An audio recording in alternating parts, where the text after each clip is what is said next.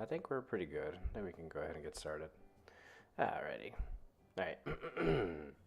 Hello, friends. This is MZ4250, and today I'm going to go ahead and start working on some Patreon requests. I am not sure what's coming down past this model because I went ahead and peeked and I saw what was coming up. And the first model that is requested is a Viking-like warrior. Um, Obviously, I've made a variety of PCs and NPCs over the years, so this isn't exactly a hard one. So we'll see how far I can get. He says Viking warrior with an axe and shield. Okay, so pretty basic stuff. So let's go ahead and get started. Now, this guy is a generic barbarian style character that I have. He's not finished. He needs some of his beard to be fixed. So let's go ahead and fix up his beard. And, oh, hello there, Gray. Hey, hello. But yeah, let's go ahead and get his beard fixed up first. And then we'll go from there. Gotta get rid of this weapon, obviously. So let me finish this guy, and I'll save it as where it is right now. Looks like I was trying to do a braided beard on this guy, and I never finished it. So let's go ahead and do some sculpting then. Sculpt. Given this guy is kind of a generic fighter type, maybe I should just get rid of the braid completely and just leave it like just a thick beard. So we're going to go ahead and just delete this unnecessary detail. It's not really helping anything. This is weird. Let me do some grabbing, fixing, It's a little trick I learned when sculpting. By the way, let me know if my sound is okay, if I'm too loud or not loud enough, or the music is too loud or not loud enough. I like feedback. I think I figured out the YouTube sound situation today. So at least there's that.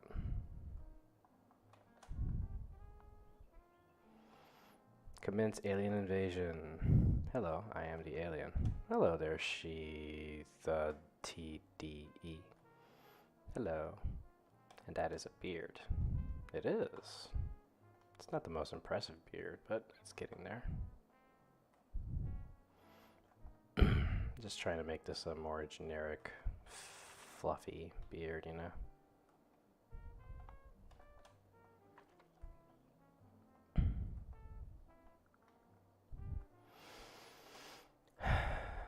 Hear you, but no real music, huh? Okay. Well, how about... Oh wait, you know what? I could raise the volume here a little bit until like right there. There. Can you play fake music? Sure. Anyway, I raised the bar of the volume a little bit on the music. Is that better?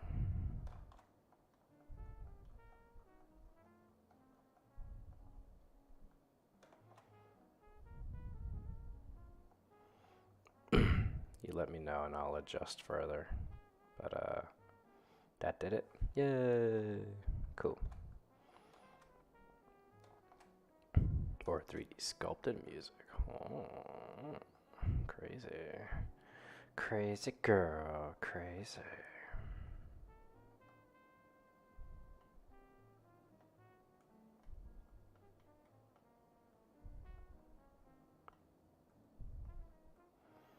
Obviously, I shouldn't get too crazy about this beard because, again, this is a very minor detail and, part of a much bigger model. So I'm not gonna get too crazy on this guy. But,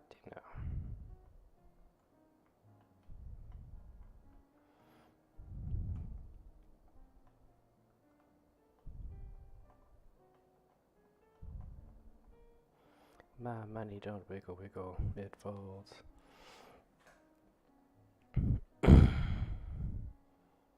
Ooh, okay. Well, Doc Twinkie, thanks for tuning in, obviously. But, if you gotta get rest, you gotta get rest, right? So, self-care, folks. Never, ever underestimate it. I know whenever I do 3D modeling, I'm always like, oh, I'm gonna, stream and stream till the sun sets, blah. But no, I don't do that anymore. If I feel like I've done enough, I'm gonna stop. Not everybody gets to have that kind of freedom, I know, but wherever you can, try. So we only got one life, folks. Take care of yourselves. His beard is a little too thick in this area. It's kind of funny looking.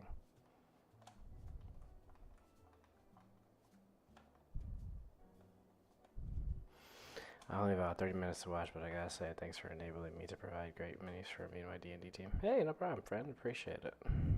I'm here to do what I do. Goblin centipede. Goblin centipede. That's a terrifying image. Unless they're happy with it, of course.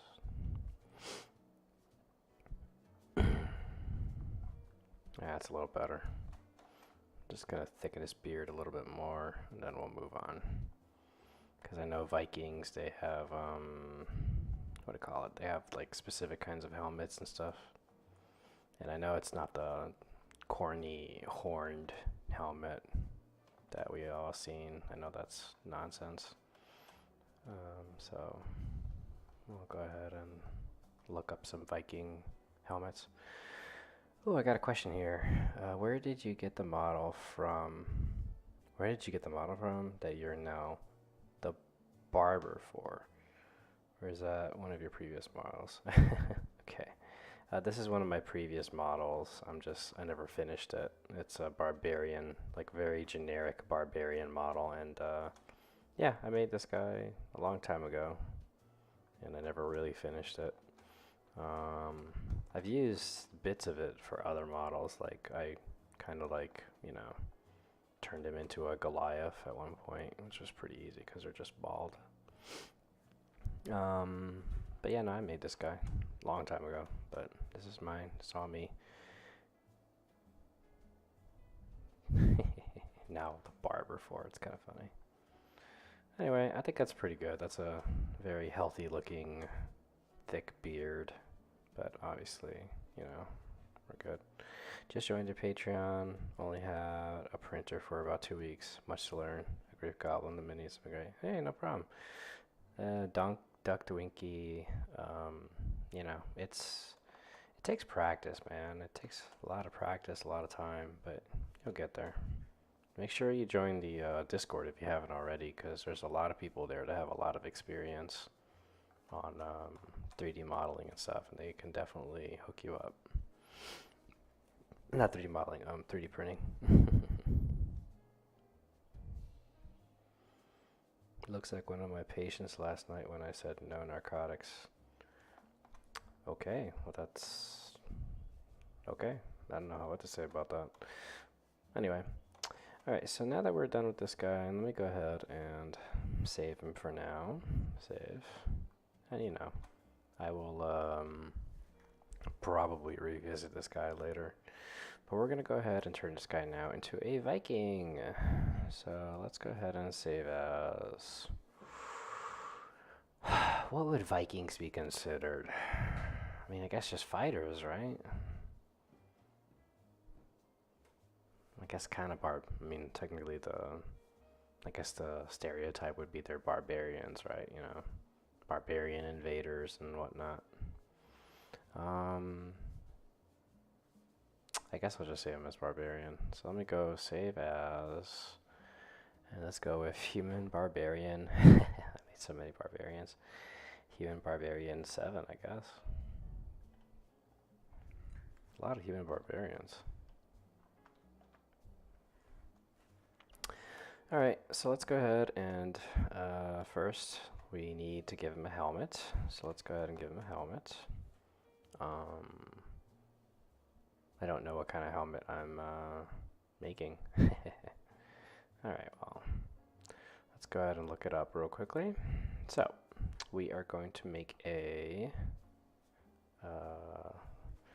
Viking helmet. Let's start with the helmet.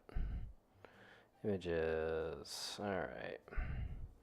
Now I know for a fact that this is nonsense, that they didn't actually wear these. Maybe like one or two did, but I know that that's nonsense. I know this is actually what the more common thing that they wore. So let's go ahead and... Oh, it's got chain links in the back. That's interesting. Alright, so... Yeah, I can work with that. Probably not going to do the intricate designs inside on the helmet, only because, you know, it's a little much. It's not going to show up on a 3D print. So, yeah, let's go ahead and save an image. Save this image real quickly.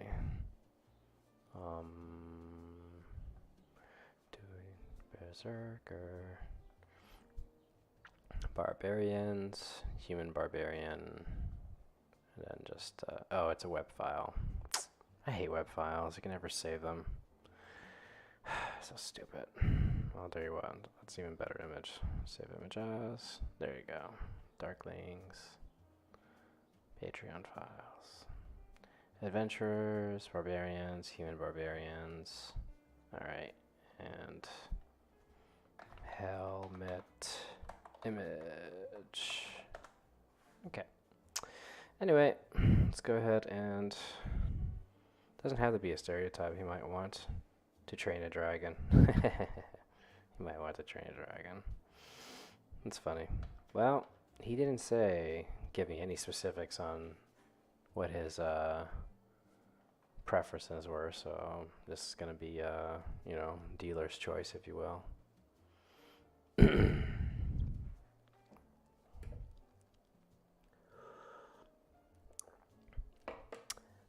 Delicious coffee.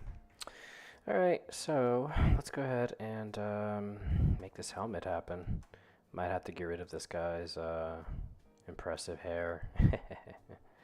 Or, I don't know, just shrink it down a little bit, you know. I could just get rid of it. Doesn't matter.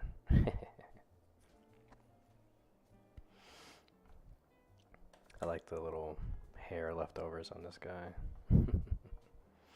So let's go ahead and just get rid of this silliness real quick.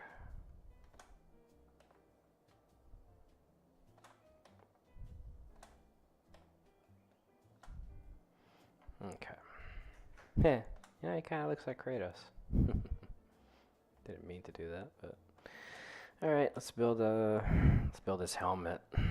So, I guess the easiest way to do that would be with a I don't know.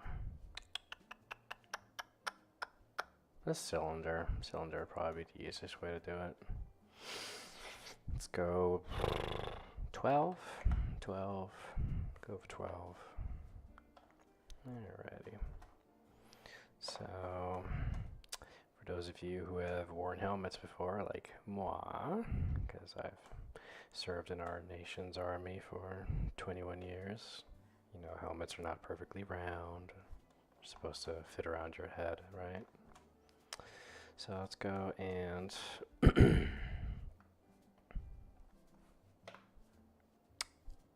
work on this guy. Alrighty. And I know it doesn't have to be a perfect representation. It can be a loose representation, but you know, we'll make do with what we got.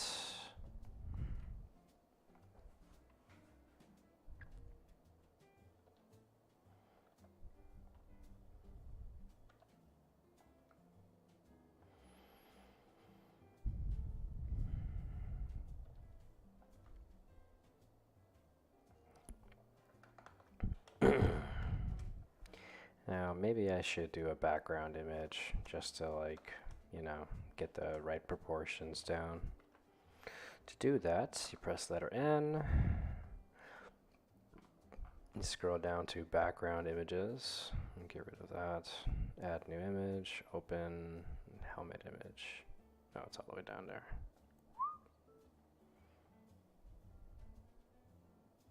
Good enough. And then it doesn't need to be the perfect size. I know that I'm going to just shrink the whole thing down eventually. So, looks like I wasn't that off on the height of the helmet. It's actually pretty close. Anyway, so I hope you guys are doing good today. I'm doing pretty well myself.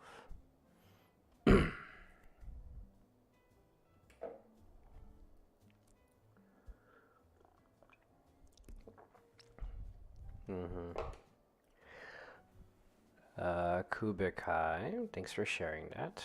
I'll keep that in mind.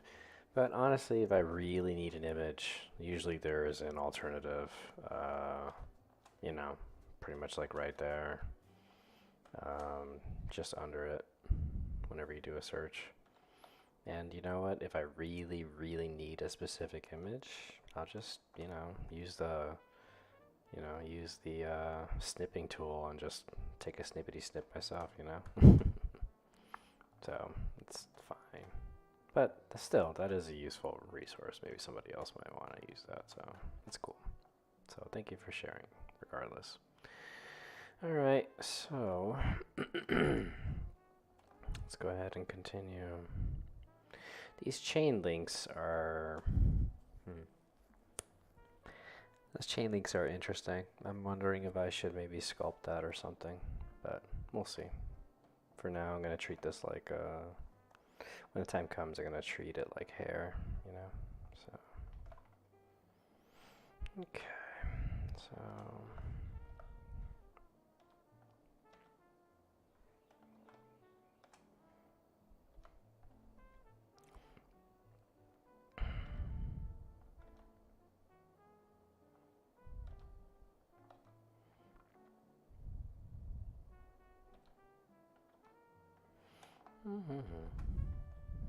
Alright, that should be enough geometry for now.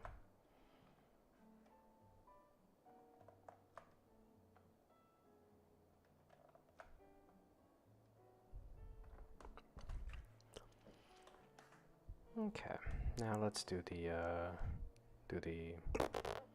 eye shield thing.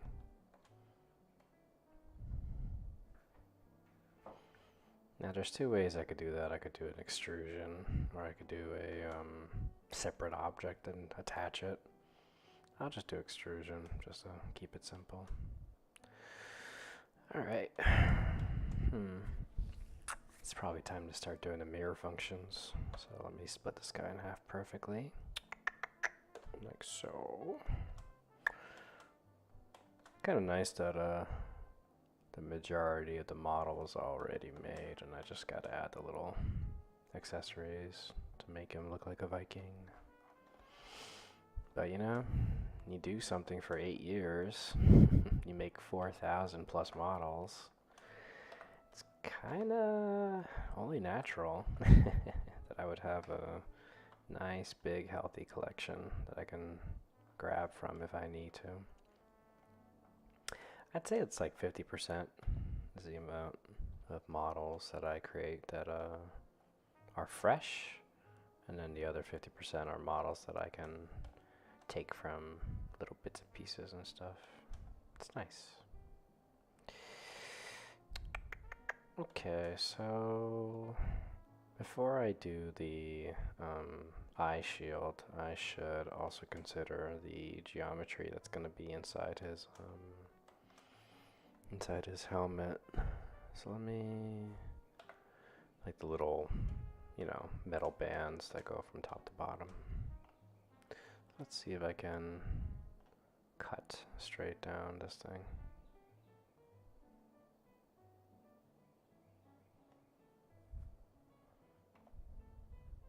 Wait, oh yeah, I did that wrong. There we go. That's what I want. I want that angle. It would be cool if I could just cut across the whole thing. Doesn't always work that way, but sometimes you get lucky. Hey, that's what I'm talking about. Oh, I got a question here. Do you ever make models that you decide to abandon before we get to see them? No, not really. That doesn't always happen. I'm trying to think. Have I ever done that? Or I just started something and I was like, you know what, this sucks. No, no, I can't think I've ever done that. I think I maybe did that when I was like in college and I was like learning, but this like actually, doing what I do. No, no, I can't say I've ever done that. If I have, I don't even remember. That's how rare that is. Hmm.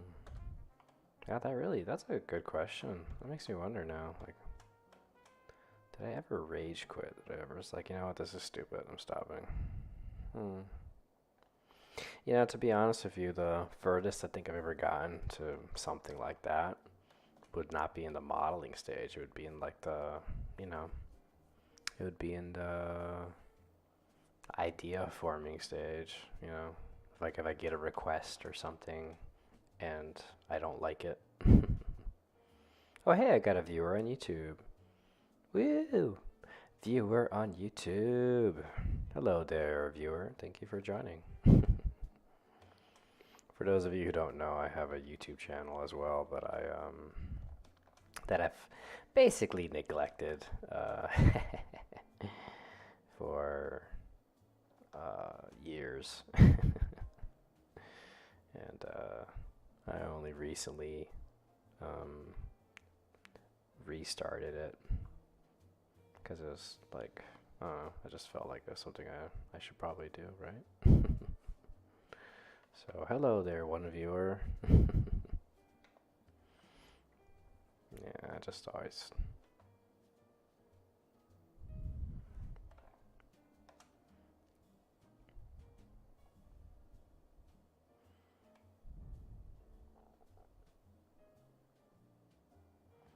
I know that it's important to always expand your audience and whatnot, so that's why I restarted my YouTube channel. But, whatever. At the same time, it's not that big a deal. I'm not trying to be some big name streamer, anything crazy like that. I just make art and I like having company while I make art, so that's it.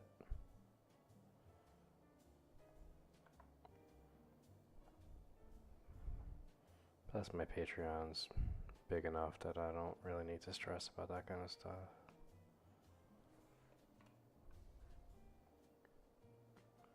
Not exactly buying Rolls Royces every day, but whatever. As long as you pay the bills, that's all that matters. Okay, that's the base geometry. I think that's pretty good right there. We can come back to the extrusions for the helmet later.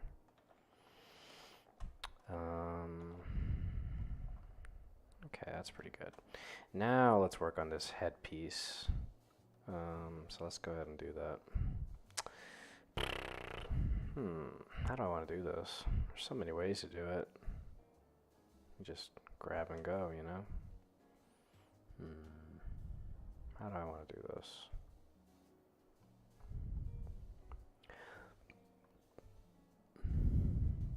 All right.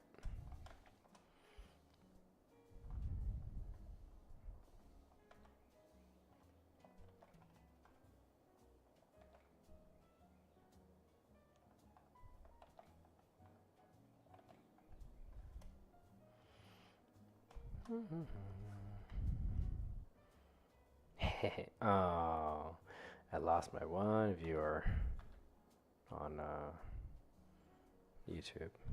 I miss him already. Anyway. You know what? I changed my mind. I don't need that extra geometry. Let me just go back a step.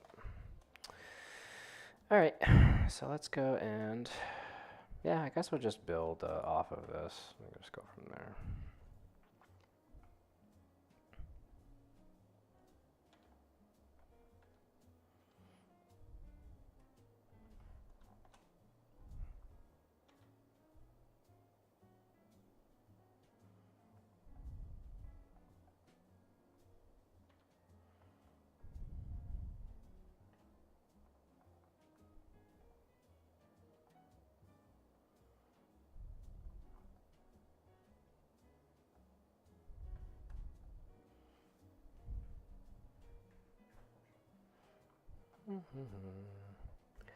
Oh, I just noticed something.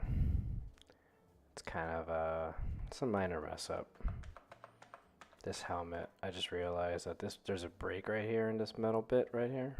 You see that? The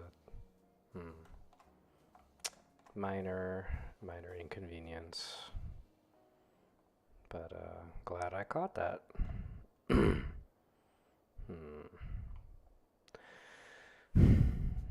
Shame. So I need to get rid of that. And then this needs to just go in and up. So really basic rudimentary 3D modeling going on here. It's kind of funny. It's not a big deal.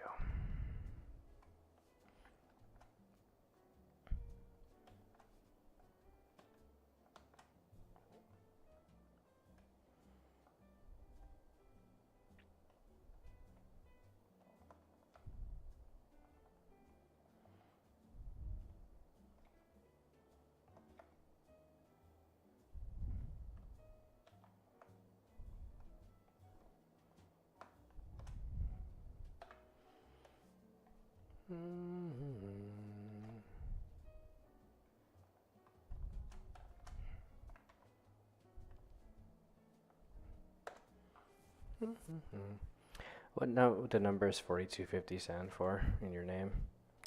They are completely random digits that I just chose for my username, and I never fixed it, so that's it.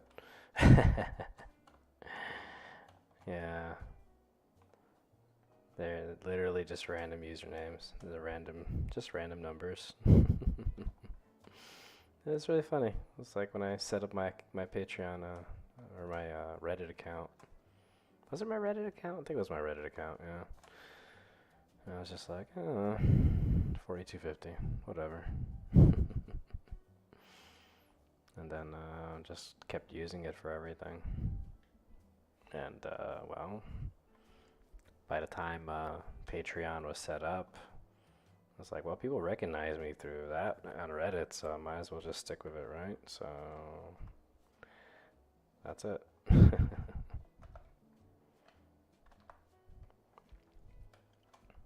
I know, not the most imaginative origin story, if you will. It's like it means it's the number of the second star in the Ceres system, and I just had to emphasize it in my life. No, it's literally just random numbers that I forgot to do something about. It's funny.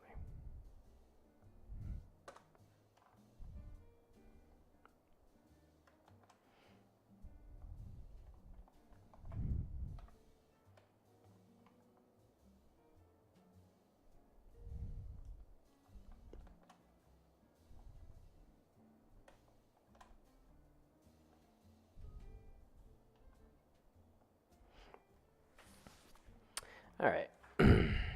So anyway, it's a minor mess up there, but we took care of it, and we're back on track.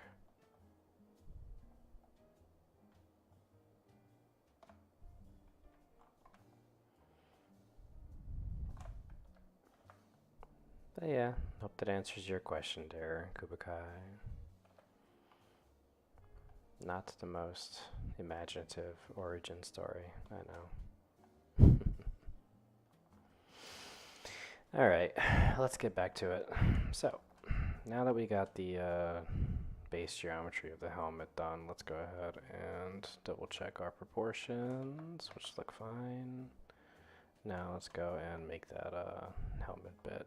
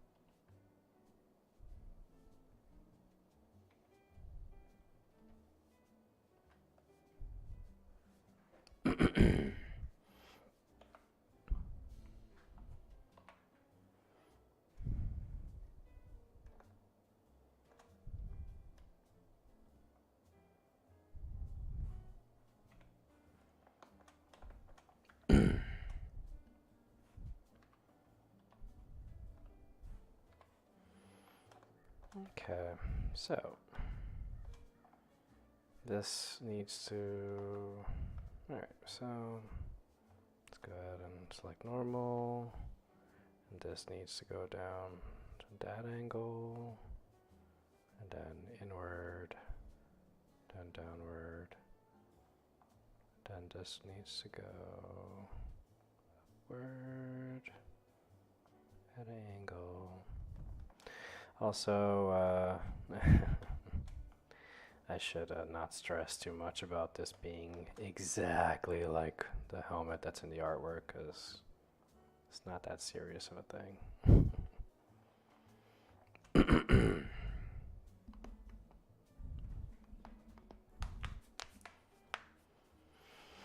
Okay. So let's go ahead and now make the bottom portion of the helmet and then the top portion. So let's do that.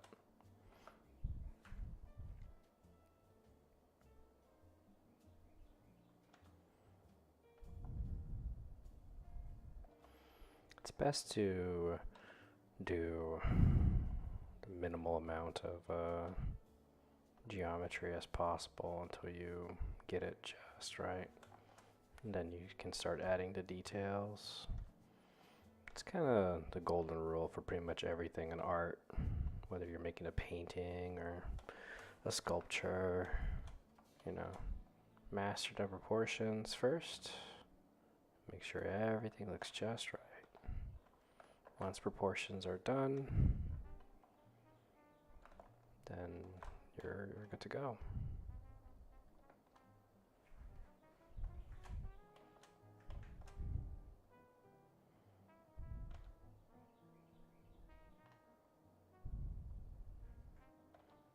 Oops.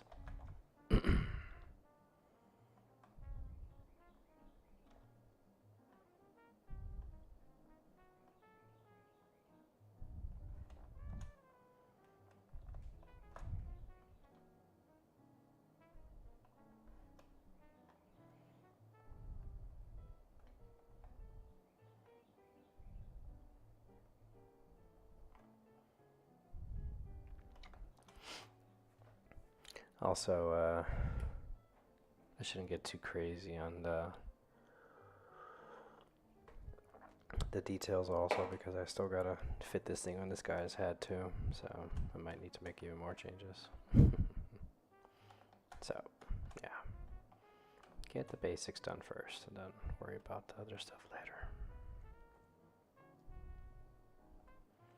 Also, I think this whole thing needs to come down a little bit.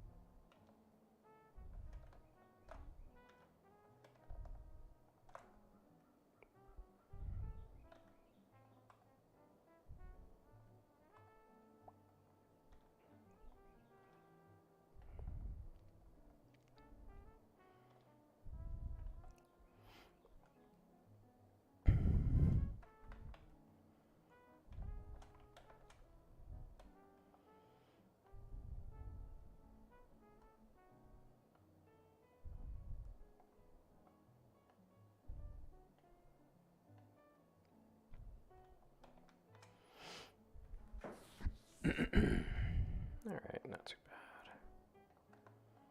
Let's try to make this as even as possible.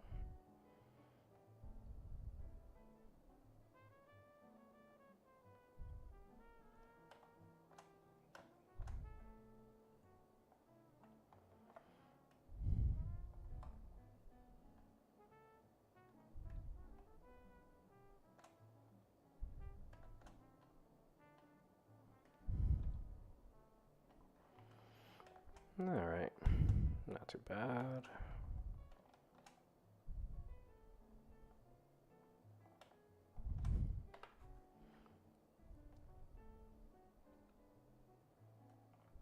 Cool.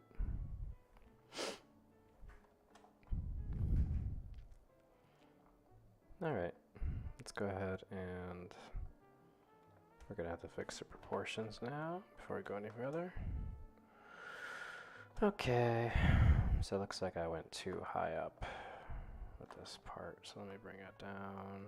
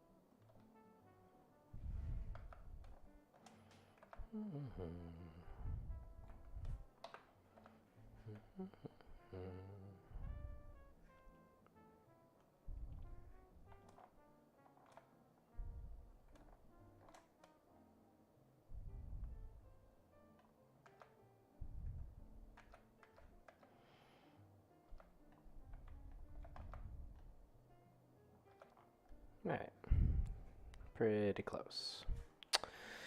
Okay, let's go ahead and apply the mirror function.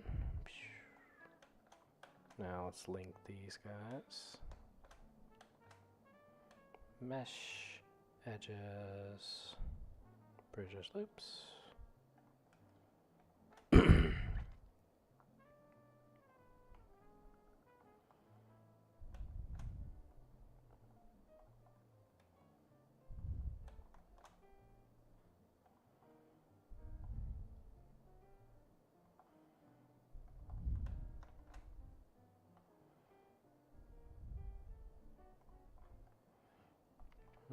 Okay.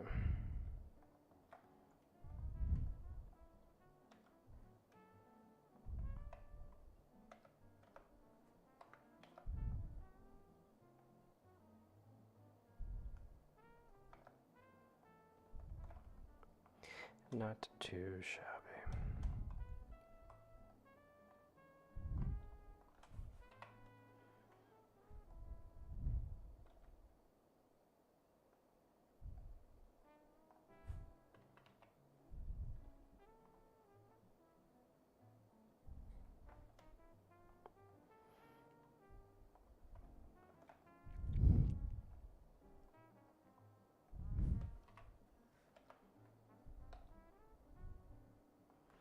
Woo! I got 2 viewers on YouTube. Exciting.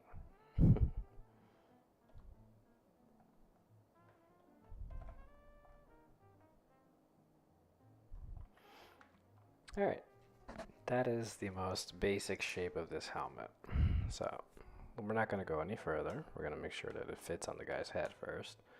And then we'll start working on the details and such and so forth. So let's do that. So first things first, let's go ahead and fit this bad boy over his head.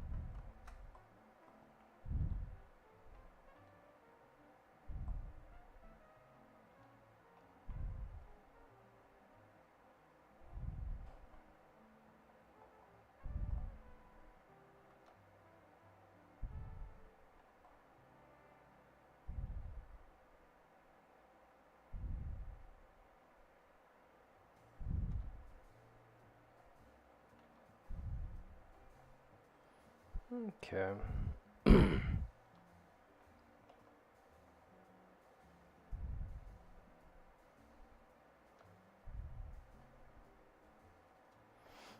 Alrighty. Pretty basic stuff. Cool.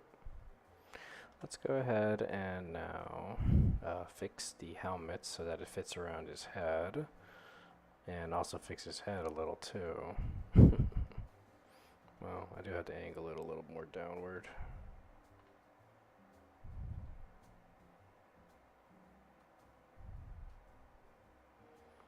Okay.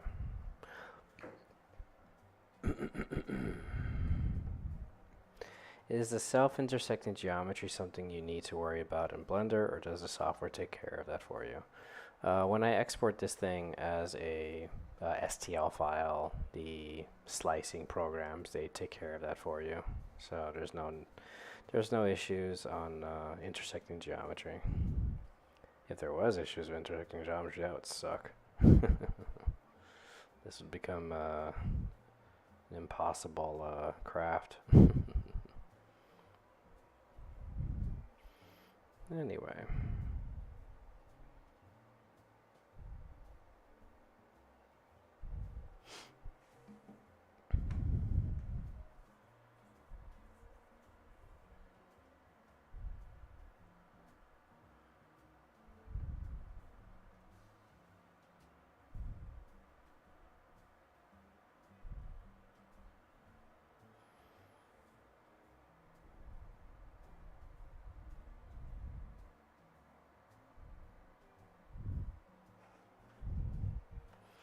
Anyway.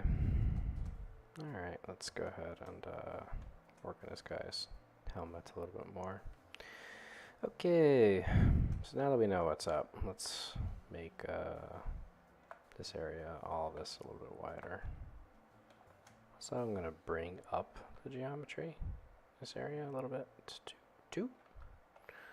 So normal, up.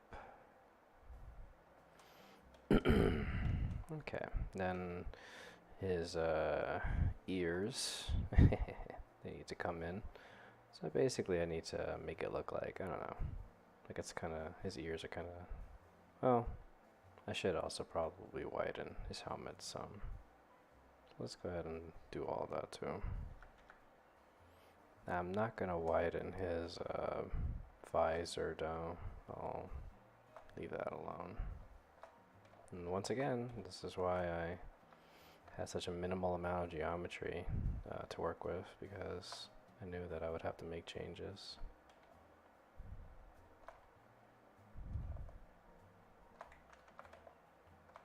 Okay, so we're going to go ahead and make this just a little bit wider. Okay.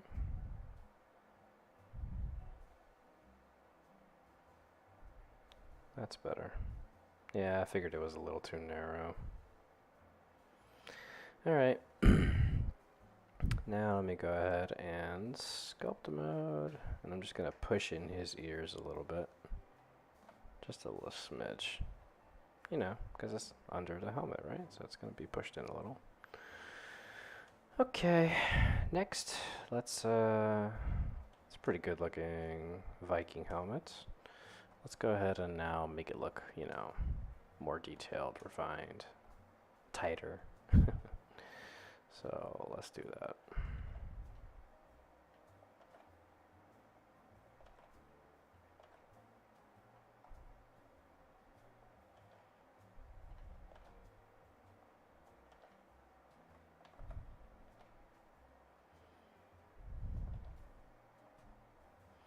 Okay. That looks a lot better. I guess it doesn't have to be covering his nose that much. It could come down a little higher up, so let's take care of that real quick. Like, probably should have done this before the, you know, I tightened things up, but it's fine. Still not a huge amount of geometry.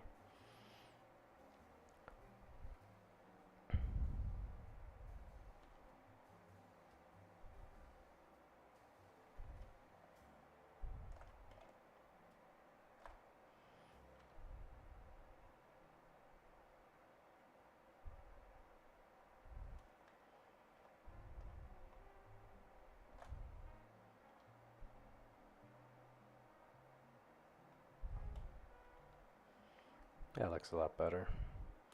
Let me look again at the Viking helmets. Just make sure that he's wearing it right. There we go. Oh, alright. So it actually does cover the nose a little bit. Alright. Maybe I wasn't completely off. That's kind of funny.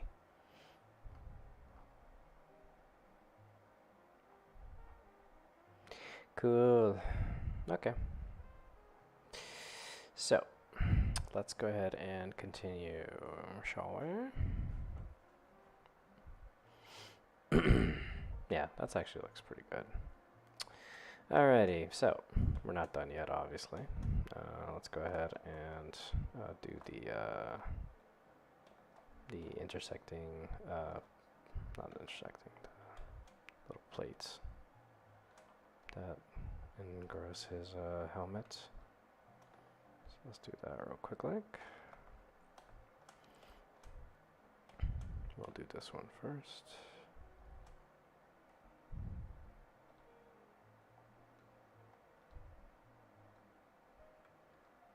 Okay. Then do the same thing over here.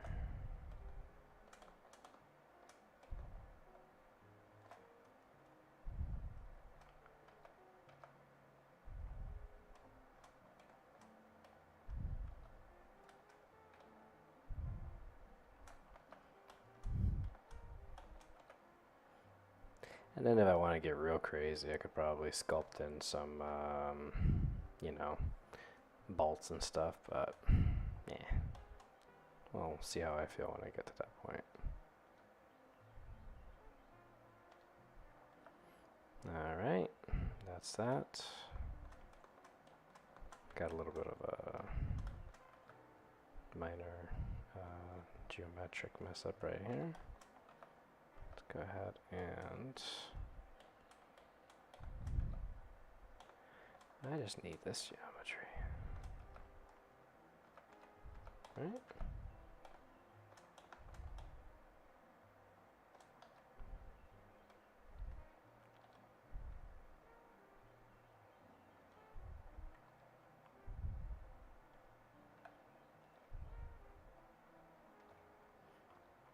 Alright, that looks good. Let's not get too crazy now. Alright.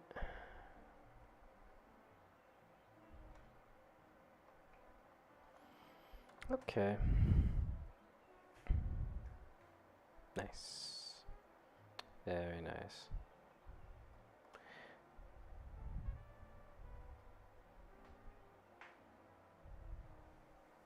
I should, before I go any further, I should export this. File, export, STL, selection only, weapons and tools, Viking helmet base. Because I might use this later, you know? Alright, so let's go ahead and take care of these, this chain situation, you know? I'm thinking maybe I should sculpt in the chain design. It's going to be very exaggerated though. Like if I try to do these little intricate rings, A, it's going to take forever, but B, nobody will see that. But if I put bigger rings, you know, bigger exaggerated rings, that'll show up okay. So let's do that. All right. So first things first. Let's I can't really see in there, so let me just hide this guy for a little bit. So, oh, this fucking layout is all messed up. Alright.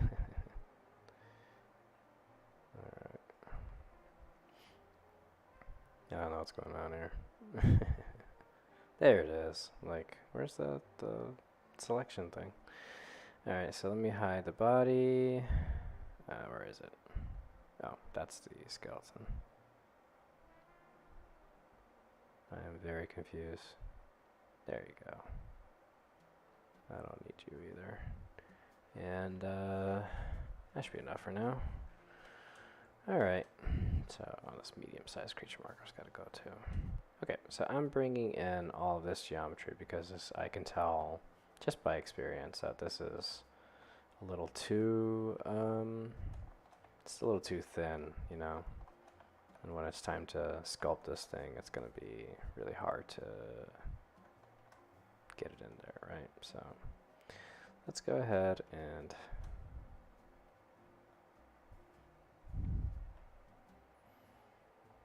bring it in.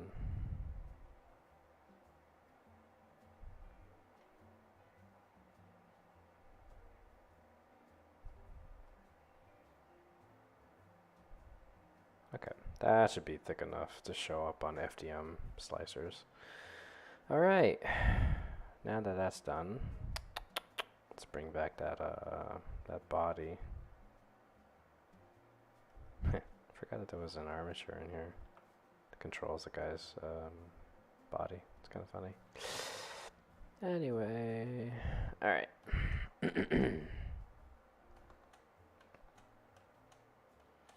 All right. Anyway, so yeah, let's move this. I don't know. I guess I'll make it go.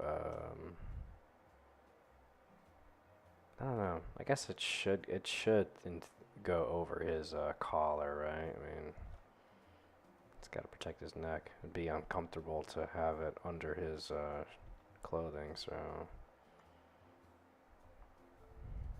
it's got to have some comfort, right?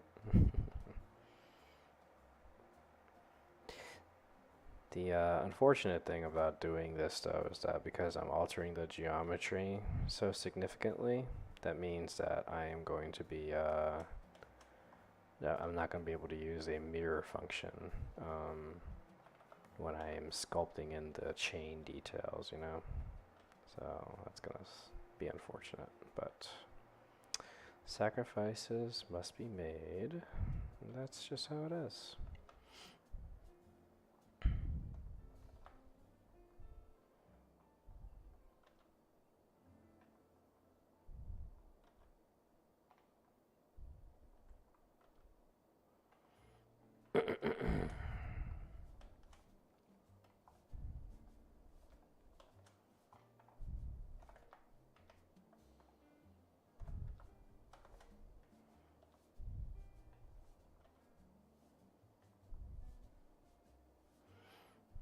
Okay.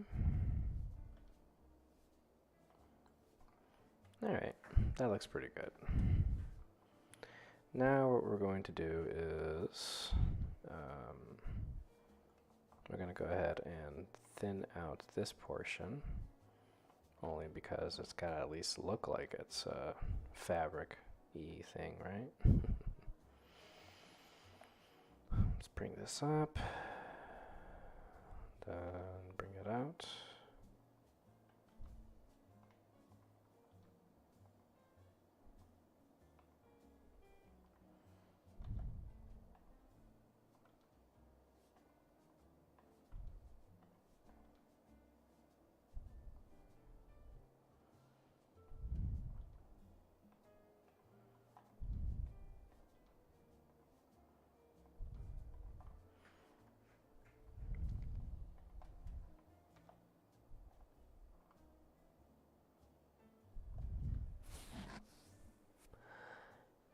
Okay, that looks pretty good. Oh, I have a comment from somebody on YouTube. They asked, it's AZ Cowboy One. Hello. You're going to try putting in chainmail. I have zero clue how to go about something like that. Well, I guess I'm going to show you. But the basic method of doing this is all you do is you get the most basic geometry down first, right? And then once the basic geometry down first, then you add some more to refine what you just made. And then once that's done, then the next phase is sculpting in the chains. So this right now looks like this would pass just fine as if it were just cloth, you know, just some basic cloth on his chain, right? And that's you know, honestly, If it was just me, if this was just for me, you know, it's just my model, I would probably just be like, you know what, that's good enough. But because some folks like are, you know, having a little extra detail, a little extra pizzazz, if you will, you know, then go ahead and make that happen. You know? So, yeah, not very worried about it. You ever use the tissue add-on? I don't know what the tissue add-on is, so nope. Yep, never heard of it. What is the tissue add-on, if you don't mind me asking? I know I could Google it, but I'm, you know, doing this right now, so I'm not going to be able to. But if you want to tell me, that'd be nice. Or I guess tell the audience. Hey. It can tessellate a cell over the quads of the surface. What? Can you explain? Sorry, I don't. Could you explain what do you mean by tessellate? I don't know what you mean.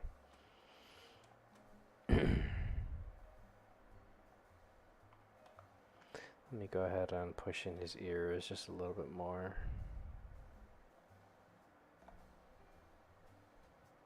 But yeah, if you could explain a little more what you mean by tessellate. Are you referring to, I think actually I know what you're getting at.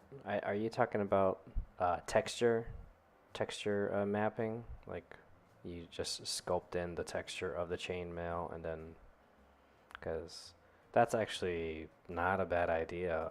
I've done that for scales before. It works very well for scales. Only problem is you gotta find you know, the texture. No actual geometry repetition. Well, that's what I meant actually. It's a geometric repetition onto the surface based off of a texture map. Yeah. I do something like that, similar with the Dintopu sculpting function. Because let me show you what I'm talking about. So let me go ahead and save. And then I'm going to save as Human Barbarian 7 sculpted.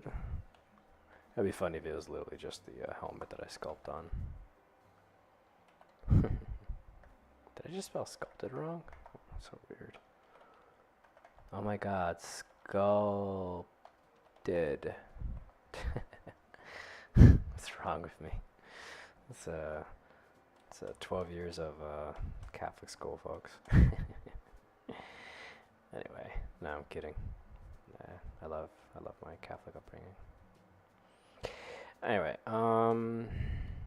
I got a bad feeling before I get into the sculpting phase. Let me just export this guy as is real quickly, just to make sure his helmet shows up in FDM. So let's not go any further, but then I'll show you what I was talking about with the chainmail very soon. Okay, I'm not going to be able to watch that, so, because I'm, you know, doing this right now, so. Anyway, let me save, let me export, and I'm going to go ahead and just export this guy. But yeah, I'm not going to be able to see that, sorry. I'm kind of doing the stream right now. I didn't do selection only, did I? Export, oops, yeah I did. Dummy. That's really cool.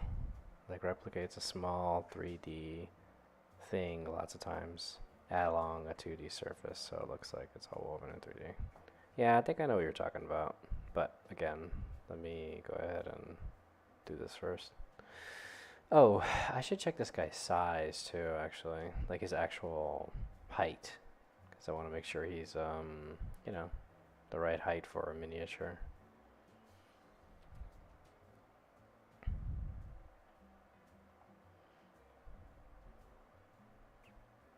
Alright. Yeah, he's about the right height.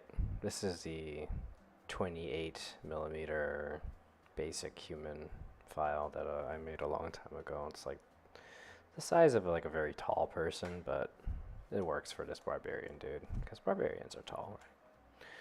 Anyway, so what am I doing? All right, yeah. I was gonna check, make sure this guy shows up, his helmet shows up in FDM before I, you know, go any further into sculpting phase, right?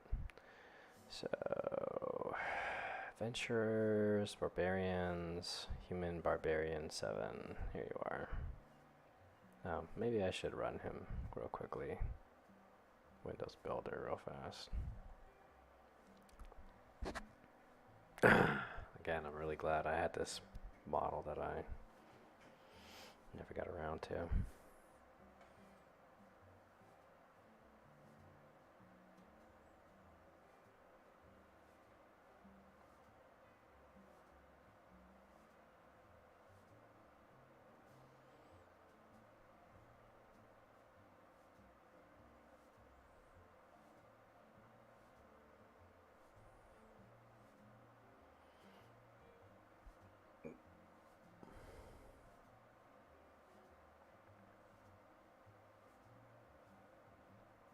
It's repairing.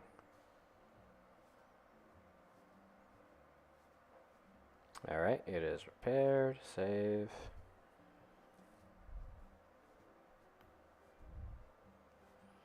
And there. Okay. In you go. Alright, let's see how this helmet looks before I go any further.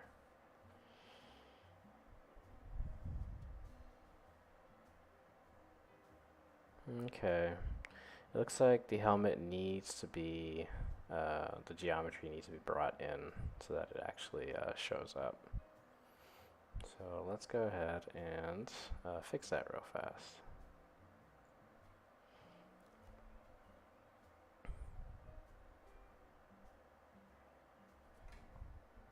I kind of was kind of happy that I checked first before going in any further.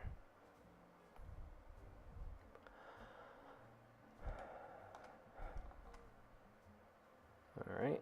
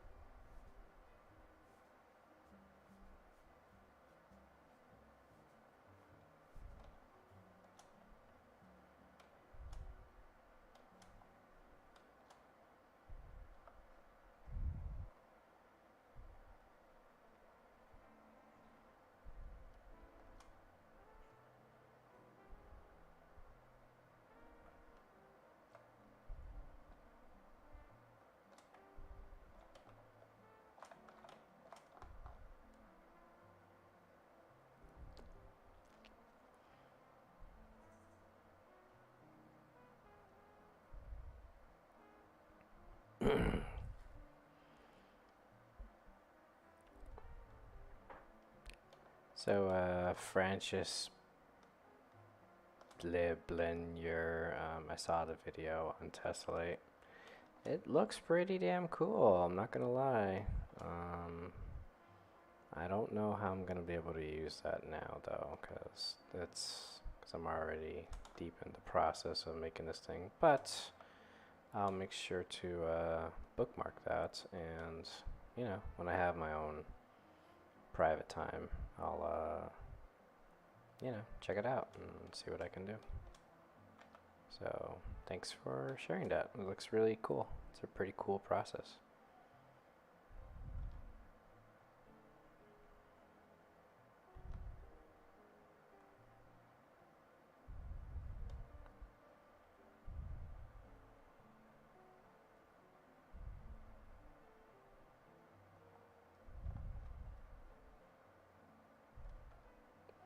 Alright.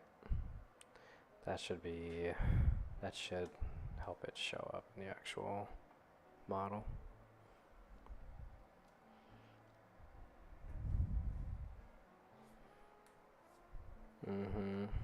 Yeah, it's kind of neat. Alright, save, export, STL, human male barbarian number 7. Okay, let's go ahead and reload. Alright, now the helmet should show up. Oh, I was supposed to run it through Windows Builder, duh. Well, okay, it doesn't matter. It still showed up anyway. We'll fix that mess up in the Windows Builder when the time comes. But this guy is ready to go on to the next phase, which is the sculpting. Alright, so what we're going to do is, now, there's two ways to do this part, right? So, let me save real quickly. The first way is to apply the subdivision and just go into sculpt mode and turn on Dintopu and then just manually draw the chains, which is fine but kind of boring, right? That would literally be just doing it like that. Again, effective, and given this is a miniature, it's not that important to get crazy on, accuracy and the level of detail, because again, this guy is going to be the size of a, it's the size of a miniature. It's a thumb-sized, or the tip of a thumb-sized thing, right? So if I were to do something like that throughout the whole thing, it would look fine. Because again, 3D printing. This isn't video games. This isn't movies. This is just a tiny little thing the size of the tip of your thumb. So that's one way to do it. But I'm going to try to find some chainmail texture and see if I can just do it that way. Kubakai says, I'm going to see how many of MZ's minis I can get good results with FDM before getting slot. There's new. Cool. Okay, yeah. So let's go and find ourselves some chainmail texture, and hopefully I can find something. If not, I'm going to have to just do this manually, which is not fun, but mail texture 3D. Let's see what I can find. This looks good. This that could probably work. That also could probably work, but that's not.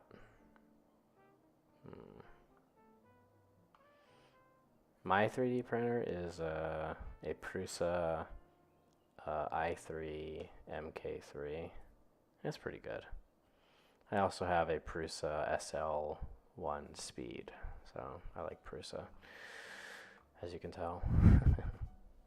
Anyway, this looks like this could work, this texture right here. So let me go ahead and save this image as, and it's JPEG, so that's good. So miniatures, texture folder, and chainmail. Cool. Alrighty. So yeah, now we're gonna go ahead and make a texture map, right? So first things first, let me just pinch this area on the sides, bring it in a little bit. It's just a little meh. I don't like it. It's too thick on the sides, Cool. Alright, so let's go ahead and make ourselves a new texture. So what we're gonna do is I'm gonna go with they all have their benefits. I'll just go with clay. Clay is like the most basic one. So let's go ahead and make a new one. I'm going to call him Chainmail. Alright. Let's go ahead and add a new texture. Where are you? Here we go. New. And then let's go to the texture tab over here. And let's see, it's got texture, images, or movie. Okay, good. And then open, and then go to the texture folder that I have. Texture, chainmail. This texture might be too. This might be too small. Actually, I might need something bigger. But let's just see. I don't know. Maybe it'll. This looks like this is not gonna work. This texture is too big.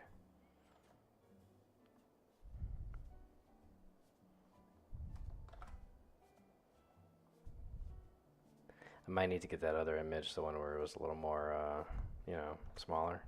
But I don't know. Let's see. Yeah, that's not gonna work. It's too small.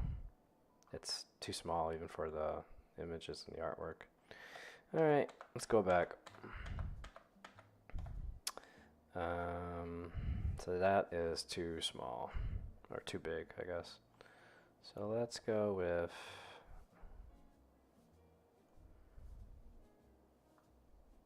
that. Might actually work. That might work too. I'll go with this one first. What's this? No. Save image as chainmail. Save.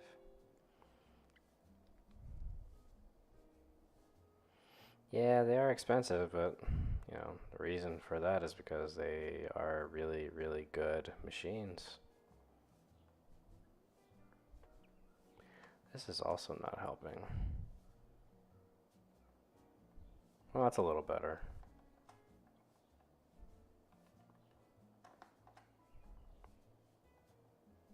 Oops.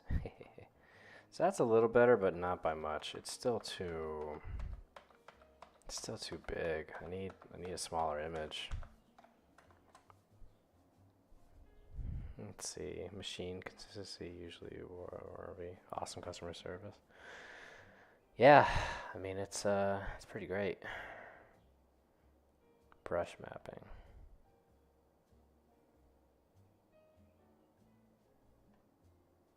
No, tiled. Maybe tiled will help if I just do it that way. That's a little better, but not by much. Let me make the brush a little bit smaller. 3D, I don't know why I'm picking that. Stencil, no, tiled. I'm gonna try tiled again.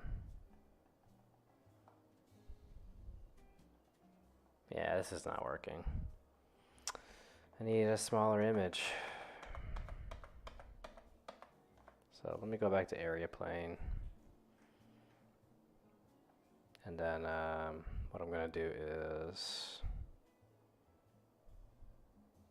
well, I guess I could literally just cut the image down, like the actual image itself that I just downloaded. So I need to, like, you know, go into, what do you call it? 2D, my 2D, good old fashioned 2D skills, you know. So let me go ahead and save this guy. And then, you know, I'll try this, and then if this doesn't work, then I'm just going to go ahead and, you know, mess with the image itself.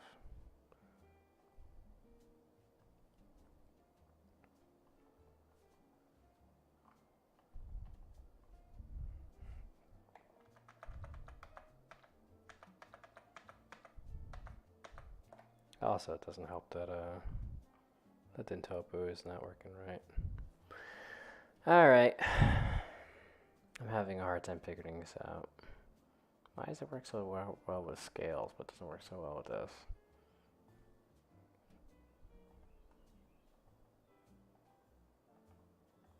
See? Like actual scales, it's fine. I guess it's because the image is, yeah. Alright, so what we're going to do is, I don't have time for this. I want to move on already, so I'm going to just manually draw the chains and call it a day, because I don't have time for this nonsense. I really don't. Alright. Sorry, folks, but I don't have time to figure this out right now. So, do what works and call it a day.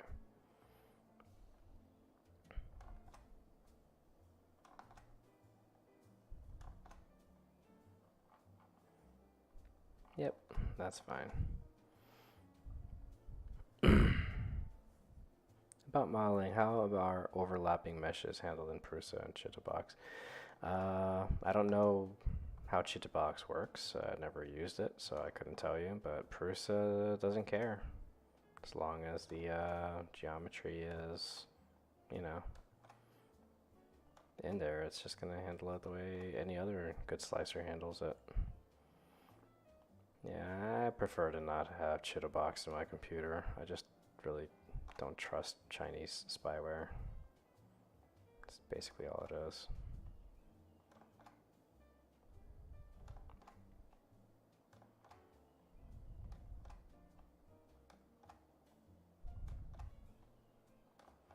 Well, folks, time to sit back, relax, make yourself a sandwich as I go around this thing and just make a basic chain texture. It'll take a minute, but it will look pretty good when it's done. And remember, this is for 3D printing, so it's supposed to be a little more exaggerated, a little bigger. So as long as it's watertight, it's considered a solid volume. Yeah, I guess. Because when you export it as an STL, it basically makes it watertight automatically. That's the nature of STLs usually. So yeah, it's kind of all that's needed. It's just, but yeah. Windows Builder, though, is a free program that comes with, Windows. And that fixes any watertight issues with a model. I usually run a Windows Builder on my models before I export them out. It works really well.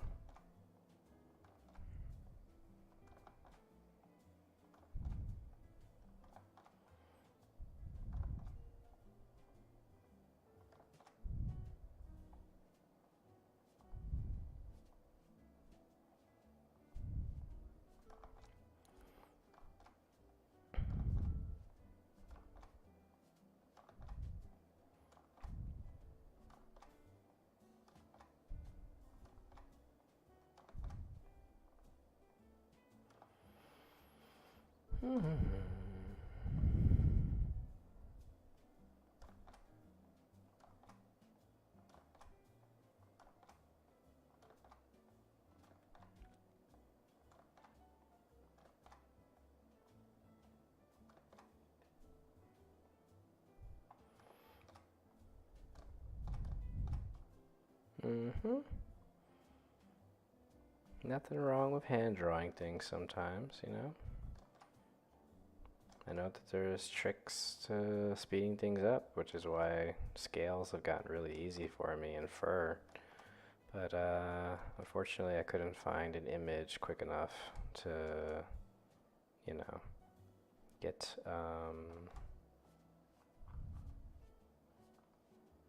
to get a nice scale mail texture down. So this will do. And again, remember, that's how big he's going to look on the table. Never forget that, folks. There's a lot of artists and studios out there that they're like super obsessed. They're like, oh, crazy detail. You gotta get really into the claws and the eyeballs and the blah, blah, blah. And it's like, great. You know it's supposed to be that big, right? So, yeah.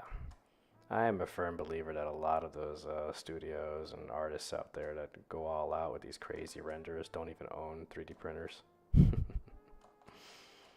probably never printed a thing in their life. So, that's why I love what I do. Because I can create art as I need to, and I know exactly what it's going to look like when I print this sucker. Because I've been printing for a long time.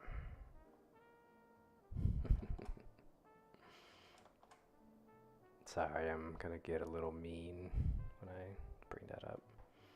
Draw a hidden penis somewhere on it. No, I'm not going to do that. Silly. Hey, this is supposed to be a family-friendly stream, so none of that, mister. You go to the corner and you think about what you did, young man.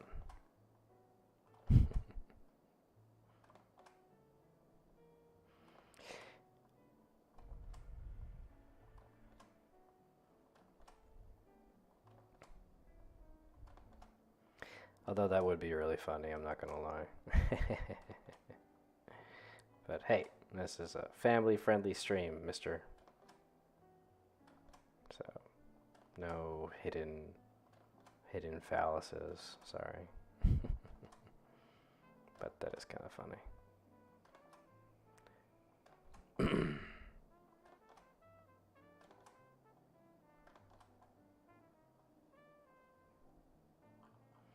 See how we're looking. Yeah, we're almost there. Okay. I might as well sculpt in the bolts and stuff while I'm here. So when I get there, I'll get there. Doubt the printer would show the hidden item, and if it did, the printer would likely obscure it. Yep. I know for a fact though that this texture will show up though. This is thick enough and broad enough that the printer will pick up this at least. So, and even then it won't be that intense, which is why I didn't want to draw like the full, you know, chain texture geometry nonsense. How much further is there? Yeah, it's like right there. Yeah, this is fine. I know that I probably would have found a chain texture eventually that would have worked, or maybe 2D drawn it. I don't know, but just, it's fine. This is fine.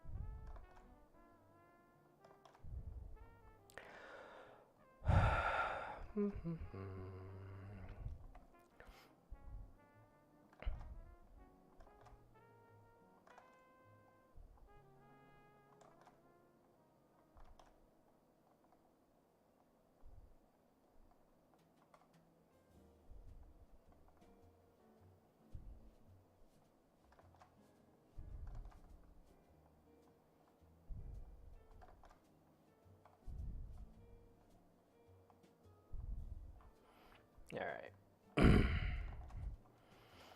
Alrighty. Oh, and the inside is supposed to be fabric, so I don't need to worry about that. Just turn on front faces, draw a little bit extra texture right inside there. And then same thing in here.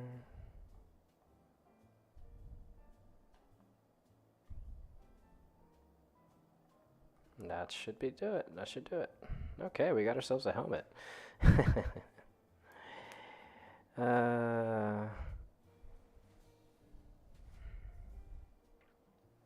I guess, but don't forget from a distance, it's gonna look, if you look from a distance, it looks like chain, so it's fine. Anyway.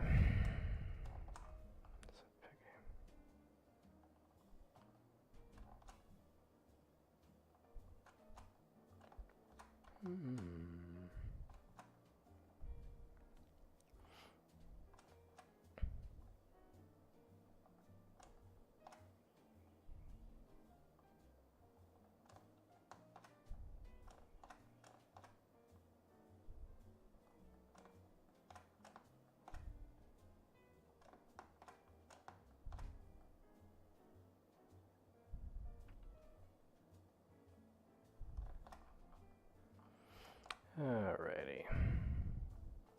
I know I'm getting a little too into the weeds right now. Maybe I should stop right here.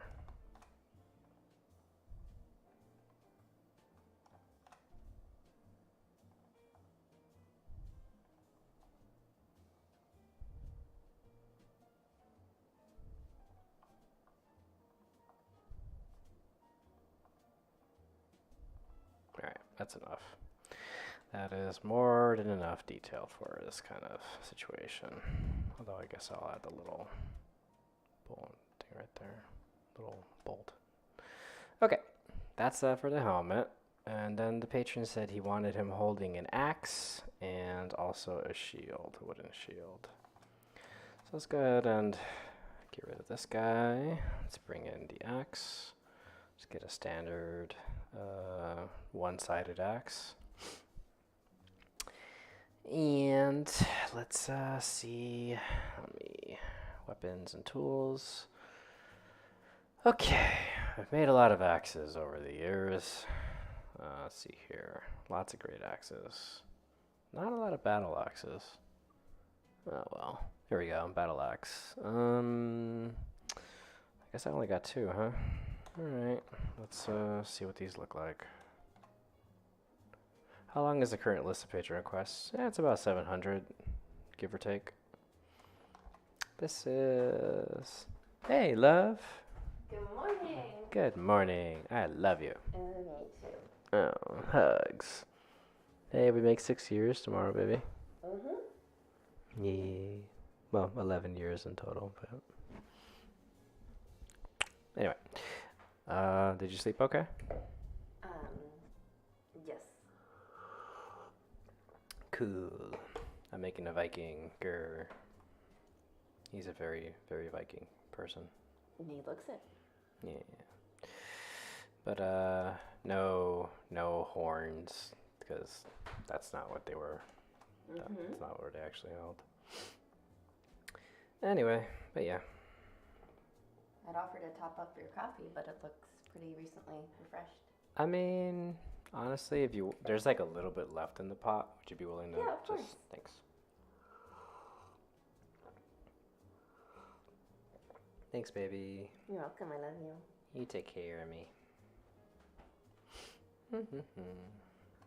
But anyway, yeah, 700 is the amount right now. And, yeah, whatever. That's fine.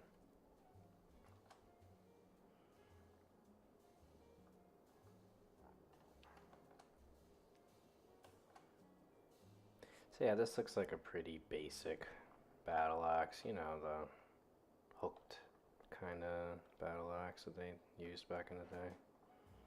So this will do just fine. Let's just squeeze it into this guy's hands real quickly. It's like right there.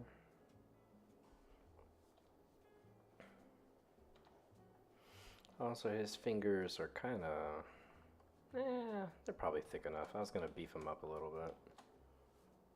This is actually really big. So right there, that's probably pretty good. And then he's got now I need a wooden shield. So, let me go and do that. Next. File, import, STL, and where's my wooden shield at? Here we go. Wooden shield, round, smooth, add a subdivision surface. Alright, let's put that in his hands right here. Maybe his arm should be a little more, because what I'm envisioning is basically, set oranges that are mass. This is what I'm envisioning is he's holding it like that. Gotta change the strap around his other arm. Gotta fix the strap. But I was envisioning basically that. But maybe he wants to have his arm up, you know? So let me just change that real quick.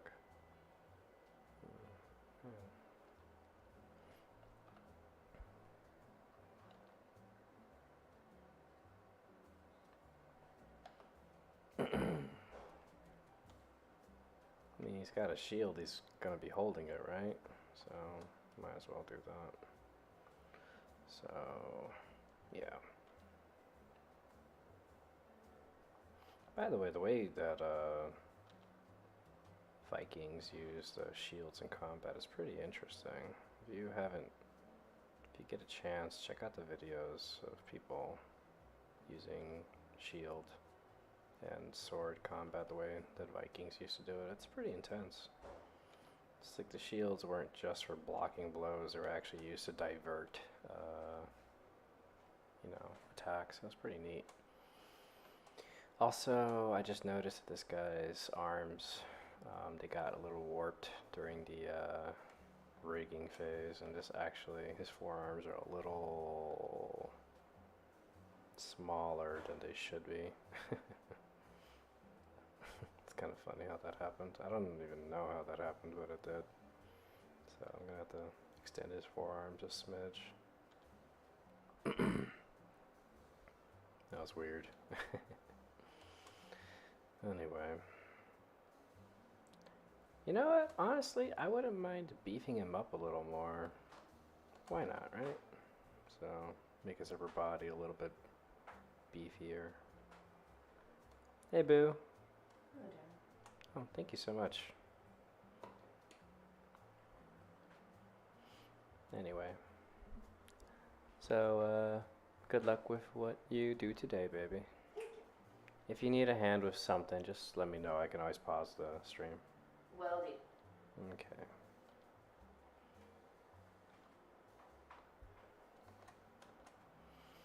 I got another question. Do you do this as a full-time job, or do you do this alongside another job? This is my full-time job. I used to do this just for fun long time ago.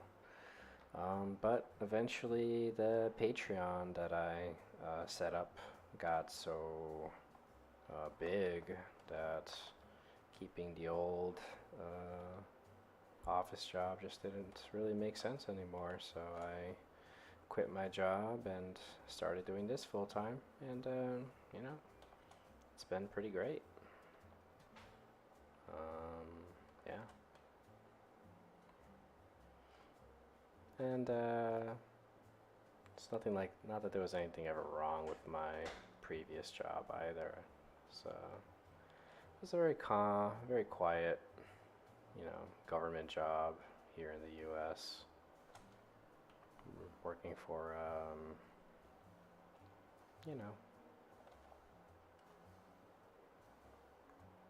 a agency that did good work. And, I enjoyed it. But in the end, I had a good boss, I had a good mission, everything was fine, but it just didn't seem like it was something I wanted to do with the rest of my life, So I'd rather be making art and make people happy, and that's what I'm gonna do. That's a lot better. I like that pose better, with the fact that he's holding the shield up a little more aggressively, This axe, though, I am not gonna lie, I don't like this axe. It's a little old. It's a little dated for what I do these days. So I'm gonna go ahead and look up what a Viking axe looks like, and then make a nice updated one, because it's just a little too basic, And I know when you 3D print it, it's just gonna be a basic axe anyway, but even then, I could still add a little something, So let me go ahead and do just that. So yeah, shield is fine though. I think shield looks good. So let's see what a Viking axe looks like. Okay, what does the actual Viking axe look like? Resist the urge of sculpting elaborate runes in it. Yeah, no, thank you. Let's not get too crazy. I'm not sculpting runes. Unless the patron specifically asks for a very specific axe, I'm not sculpting runes. Also, they wouldn't show up anyway. Alright, so what do we got? That looks and of course, look, runes.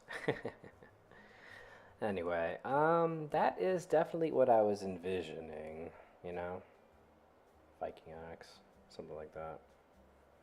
This is literally from like a video game of some sort. But yeah, this is more what I was thinking, This is funny. This is basically a woodcutter's axe. What's this? Yeah. All right, so I don't know. Let me pick one and go from there. This is fine. This is fine. Just use this, the most basic form of this as the axe. Save image as. Human barbarian. Axe. Battle axe base. Okay, that's good enough. Please don't be oh good, it's JPEG. Alright. So yeah, this would have been fine for like any normal bad guy, but nah, let's make something a little nicer, you know? Alright, so let's get in this axe image, shall we?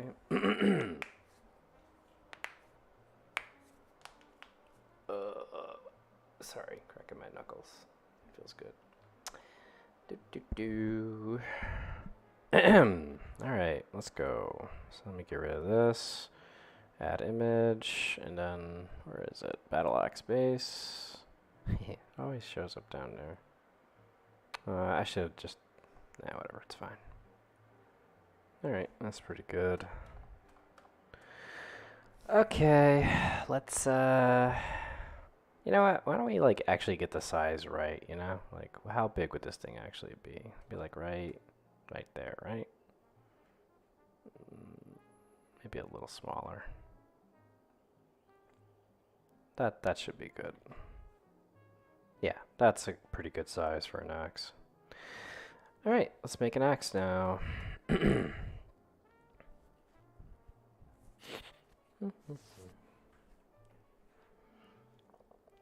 So let's go and make a new cylinder. Bring it down to, actually, let's bring it down to 8. Hello there, Joel Lagio. Thanks for joining. I'm in the process of making a barbarian right now that's got a Viking vibe to it. So thanks for joining my stream.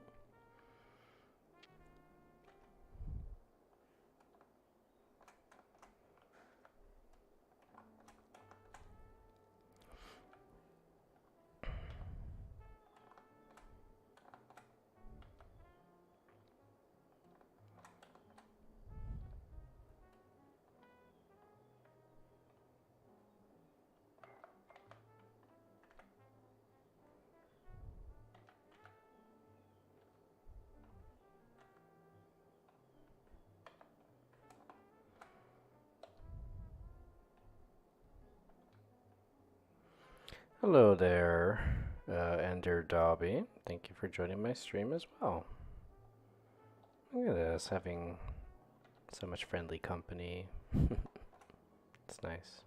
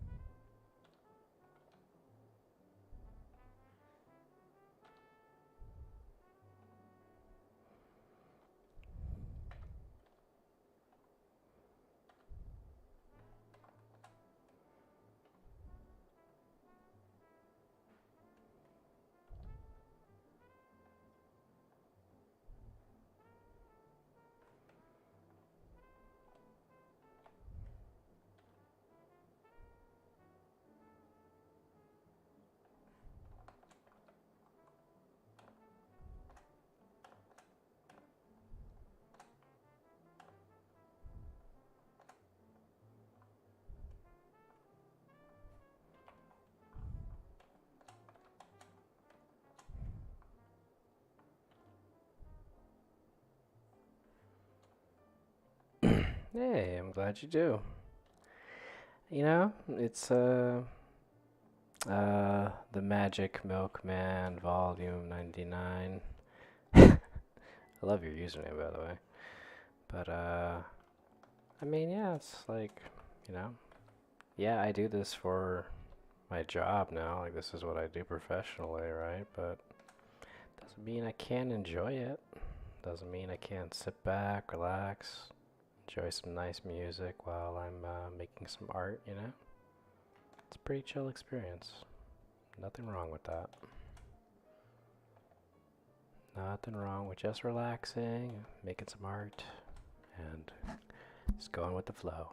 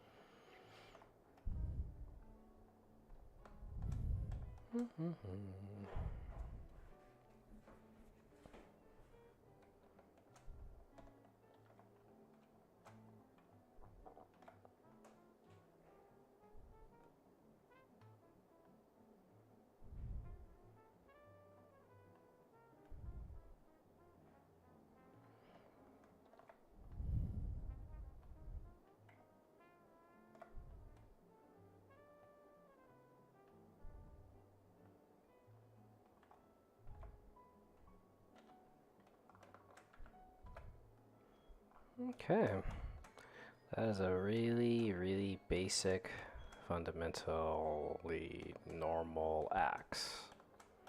Not too bad. Now I just gotta thin the edge of this thing a little bit. But yeah, that wasn't too hard. Got to chill out, make some magic happen. Alright.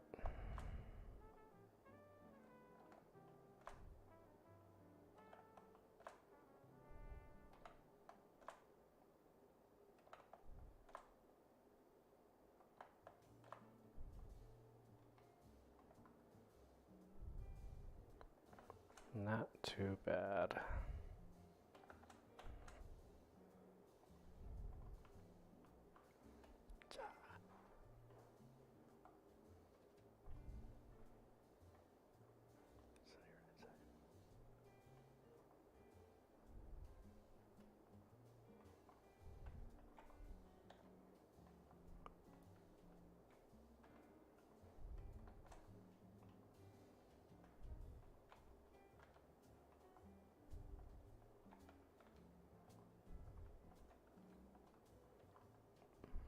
Okay, smooth.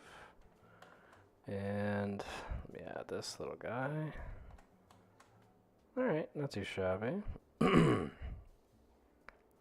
go ahead and add a subdivision surface and see how he looks with a little bit of extra ump.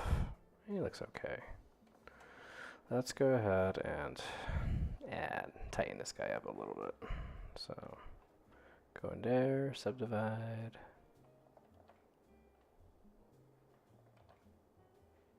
Okay. A little bit there. A little bit there. Yeah, it looks fine.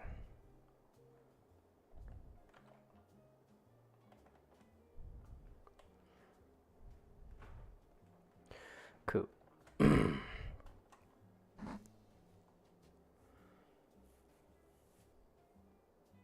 Alright, let me get rid of all that, and then go, actually before we go any further, let me add a little bit of cut right there, cut right there. Alright, cool. Let me export this thing, export STL, and then selection only. Size markers, weapons. And we are replacing my old battle axe with this guy. Ah, crap, I don't remember which one it was. Let me import real quickly. Import, STL, battle axe 2. Ah, number 2. Alright, number 2, you are going to be deleted. Replaced by this guy. File, export, STL, battle axe number 2. Goodbye. Replaced by this Viking axe. I feel kind of alone when I use crease weight. I'm sorry to add to the loneliness by asking this question. What is crease weight?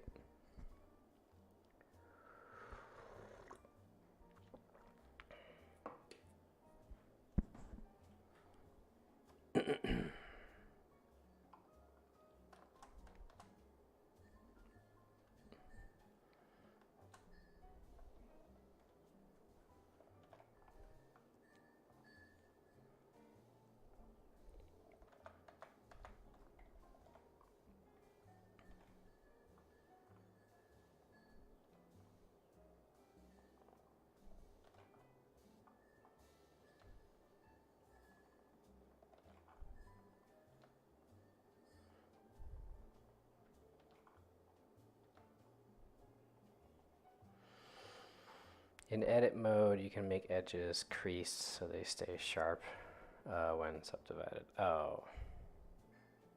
Oh, you mean like the offset edge slide? I think that's one way of doing it. Yeah, I know what you mean though. You select an edge and you press offset edge slide, and then, you know, there you go. Is that what you're talking about, or is there like an actual tool in here that I've just never used before? If you want to like write down what you're referring to. Yeah. 'Cause hey, I'm always down to learn new things, you know? You showed me that cool, what do you call it? Test, something. I forgot already. Well, whatever, I got the video loaded up, so. There's a lot of loop and cuts. Thanks. Appreciate it.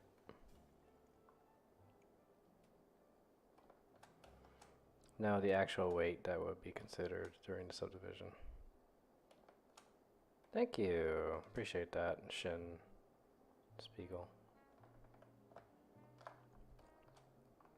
Oh, I see. Neat.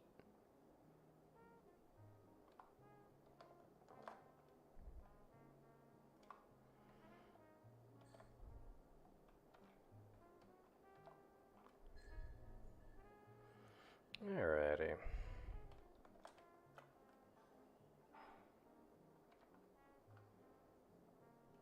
That looks pretty good.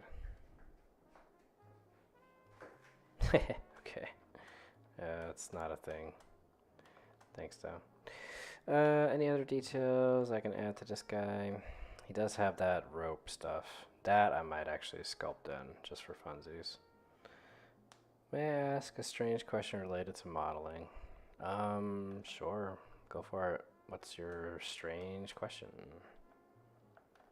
I probably should add a little more randomization to these guys.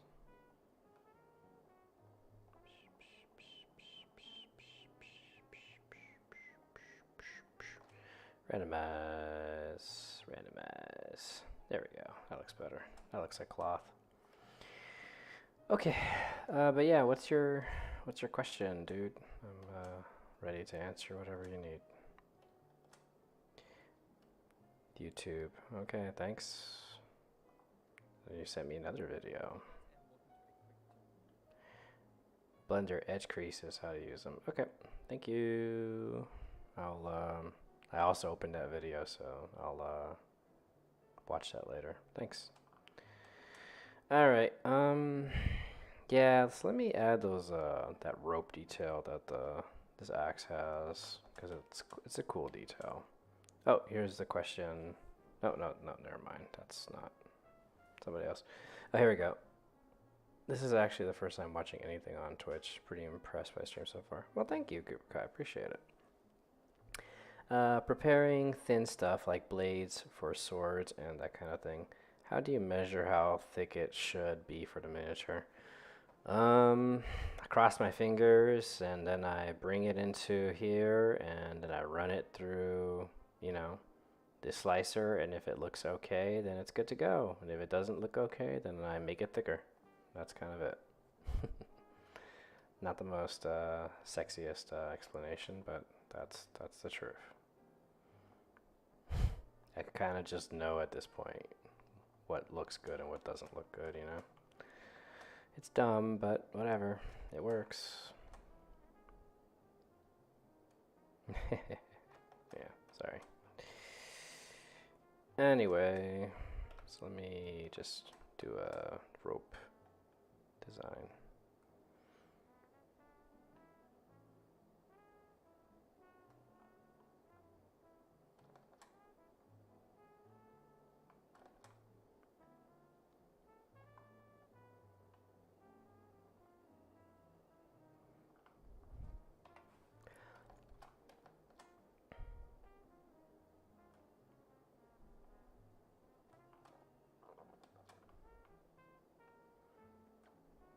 Doing a very loose interpretation of what's going on this guy's other axe, so not really worried about how accurate it looks.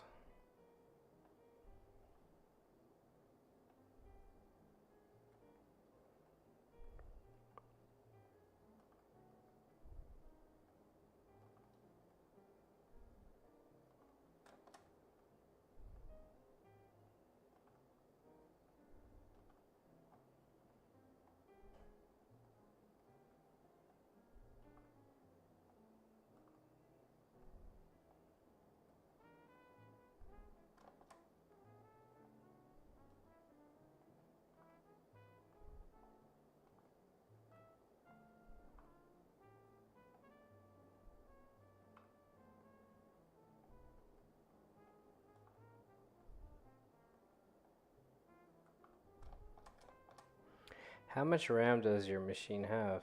My current one needs an upgrade and crashes if I open CAD and Slicer at the same time. Damn. That's whack.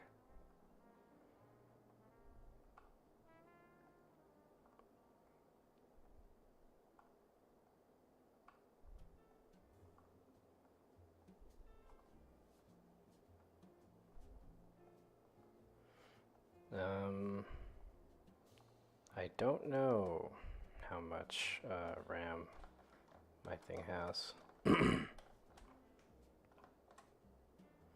I guess there's a way of looking, right?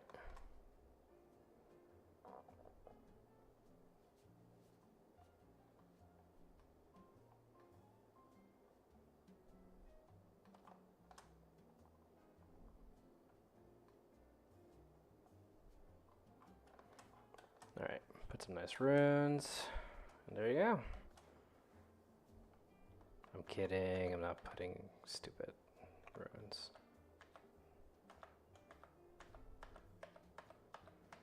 Tempting, but no, I'm not doing that.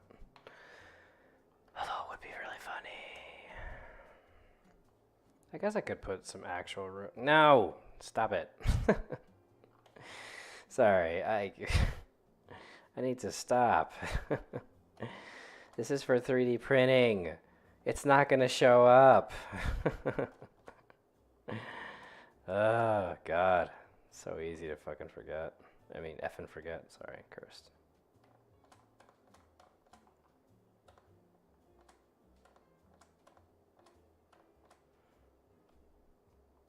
I'm not drawing a willy. God, you people.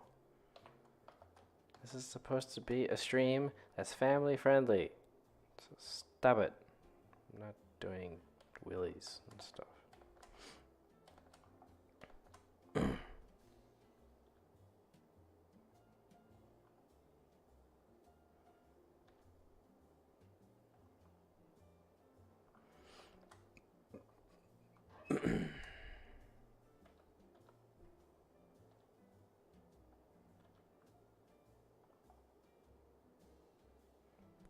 Alright. That's a pretty decent sized looking axe.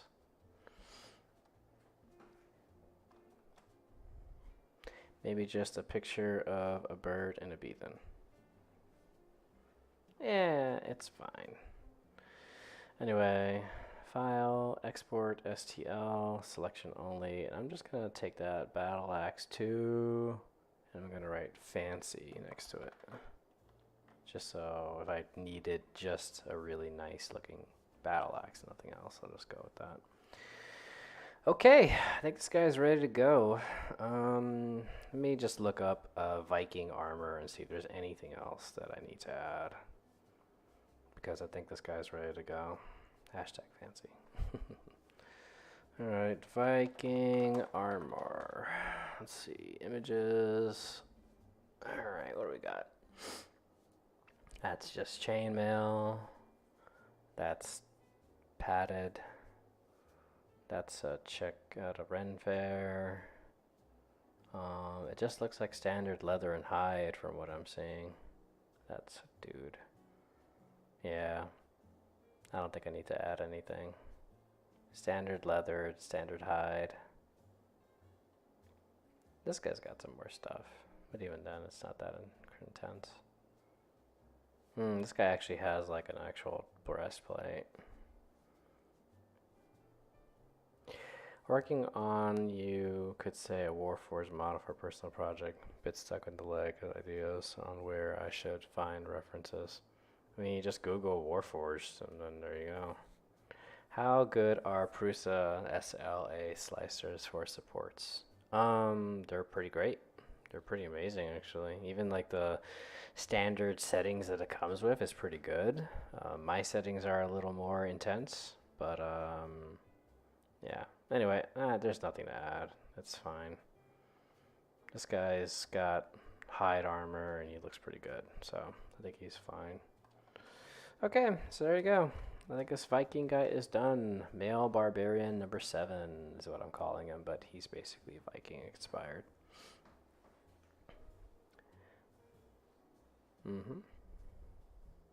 Yeah, I made some slight changes to my Prusa SLA settings, but even then, as is, like it's pretty damn good. It's very, very good. So you're gonna be set. Alrighty. Anyway, let's go ahead and save, and then let's go ahead and do a quick render, and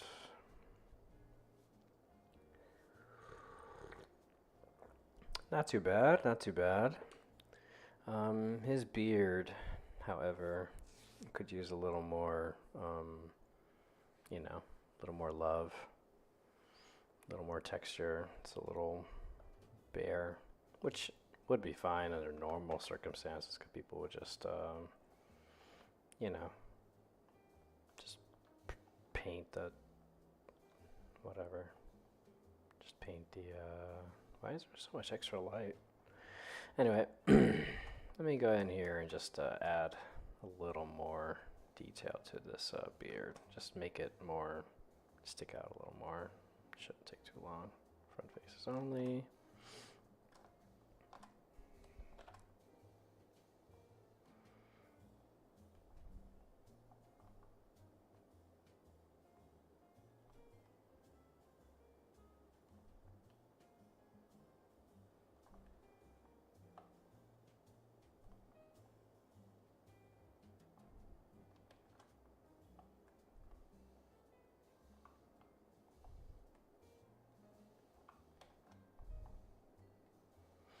This is obviously exaggerated texture because, you know, when people print this, the dry brushing that they do and all that stuff will really help make this pop. I prefer dry brushing. It beats up the brushes, but it looks really dope.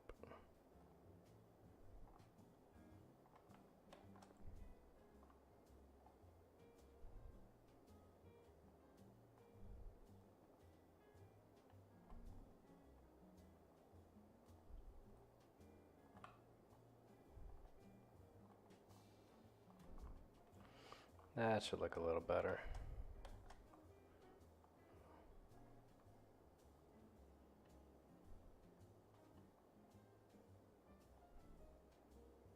Glad I made the beard a separate object. Otherwise, this would have been a lot harder. All right.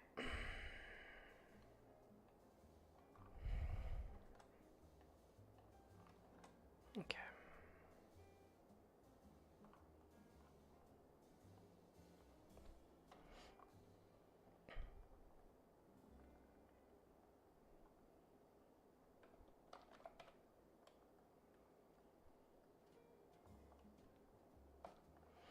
Okay, that should be a little better.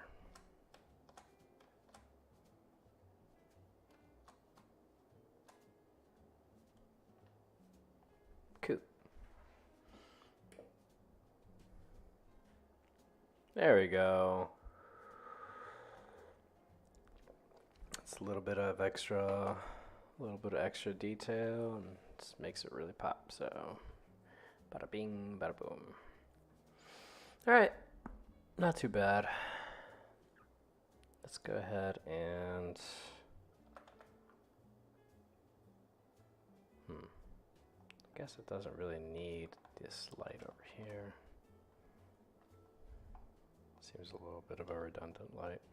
By the way, just so we're clear, I don't do rendering professionally, you know. As long as people kinda can make out what I've made, I think that's all that matters. So I don't really stress about this. Does it look like the thing? Yes, it does. Great. Awesome. So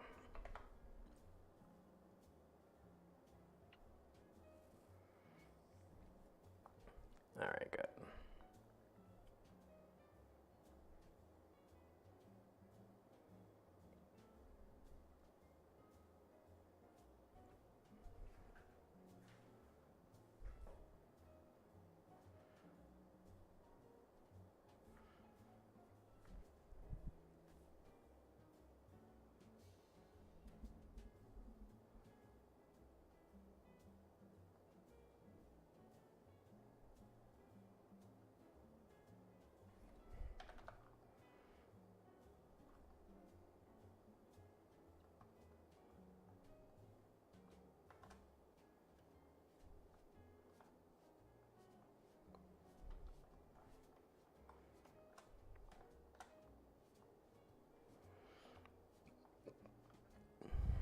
All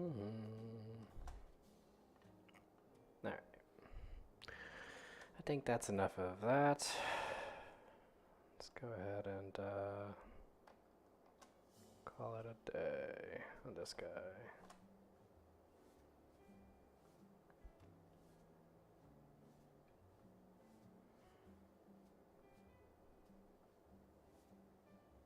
I'm just curious what he looks like on the other angles. He looks pretty neat.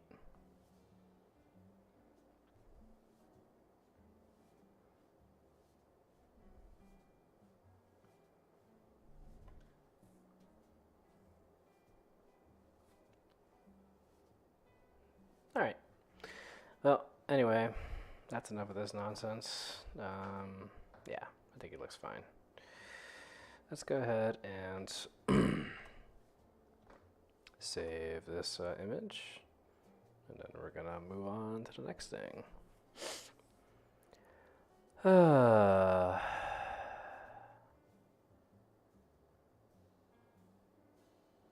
that's enough.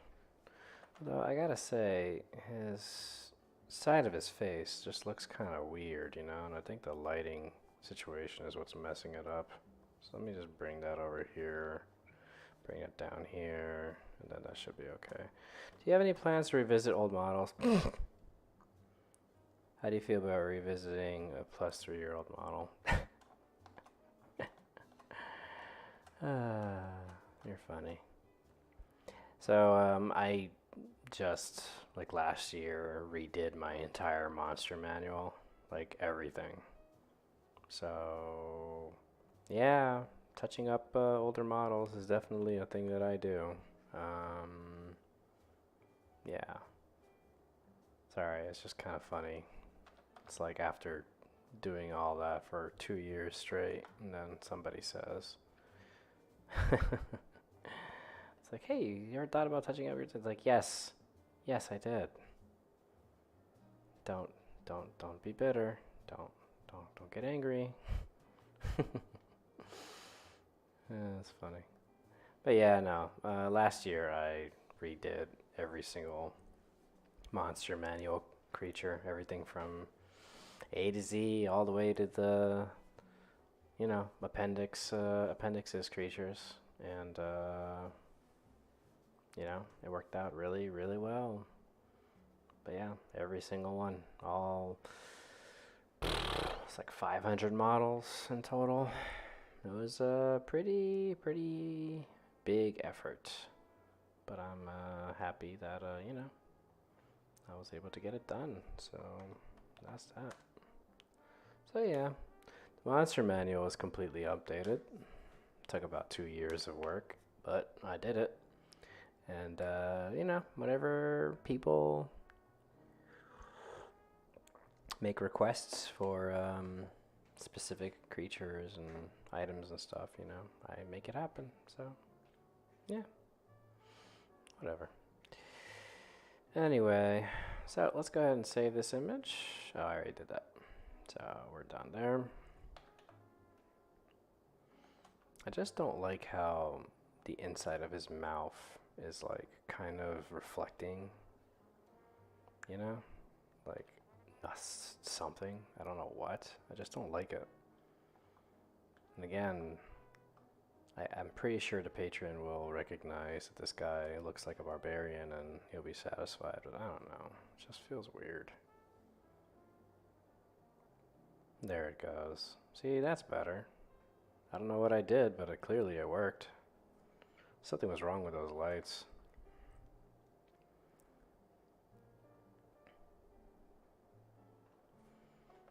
Kind of looked like he was a vampire or something. It's weird. Anyway. Alright, so I guess we'll go with this then.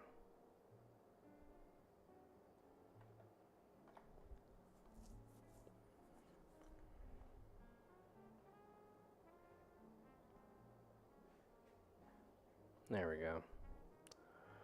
Save as, and then where is he? Human male barbarian. Alright, so now that we're done with this part, now we gotta make sure that this guy is actually, 3D printable. So what we're gonna do is reload from disk. Oh, right. Actually, it's a different character.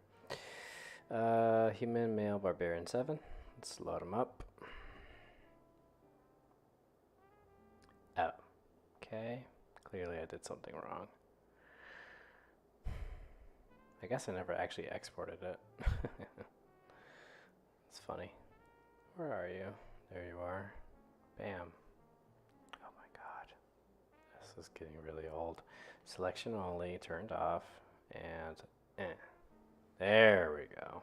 I'm like, why isn't this working? Alright, 63 megs, huh? That's gonna be cutting it kind of close. Because I would upload this on Shapeways so people could order prints of it. Because, why not, right? Get that bag, you know what I'm saying?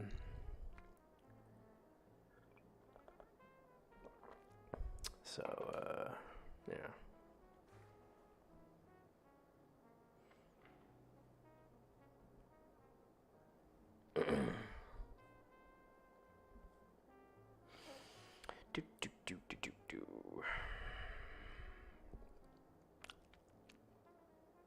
Repairing a model. Well, I guess while it's repairing, I could still technically, import it in anyway, and it would still give me an idea of what it's gonna look like when he's, ready to go. And yeah, he looks like he's ready to go FDM wise, so that's good. Let's see if this thing's done. Nope, still repairing. But yeah, I always check my files to make sure that they can be printed in FDM. FDM printing is not obviously the optimal way to print minis, but if it can be done, then that's all you can really ask for, because FDM printing is just not friendly when it comes to details and stuff. It's great for terrain pieces and big dragons, big giants. The FDM printing is great, but some folks, they don't have that option to have a resin printer. Some folks can't because their place might not have enough ventilation, and they got kids. They want to make sure that they're extra safe. So it's not always on the cards.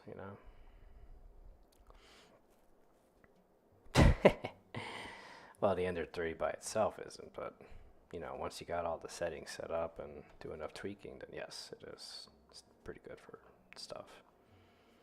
I always found that funny how as is, it's like basically can't do anything, and then you gotta play with it and play with it and play with it, and then eventually it's good to go.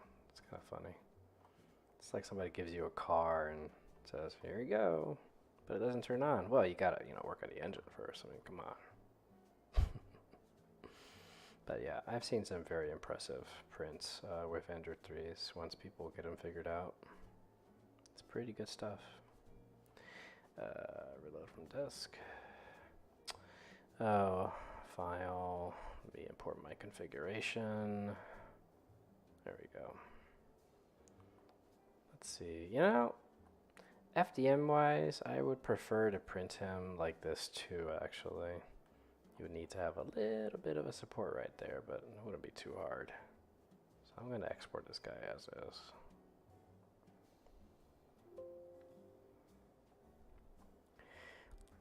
How many different printers do you have?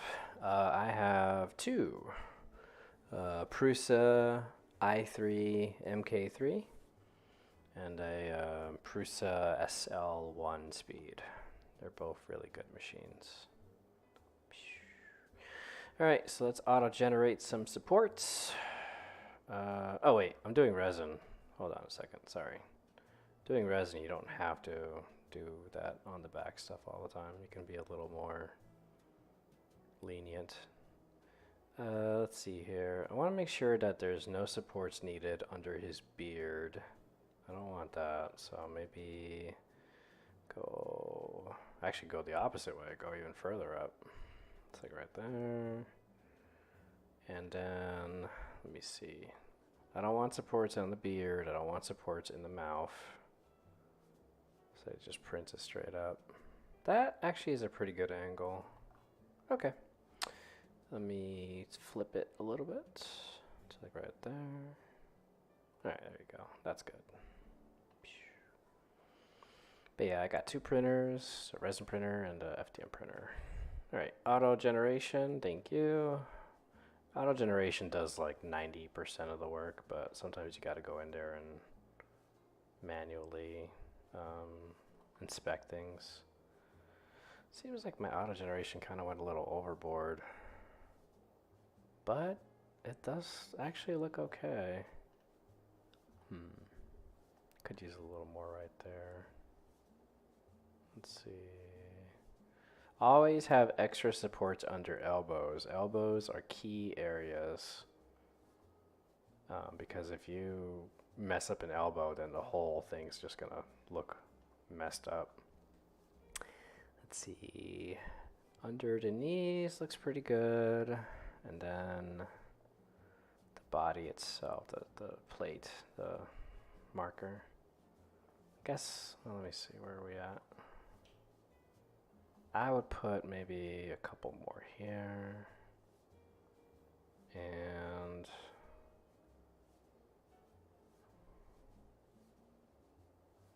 more there. Right there. That should be it.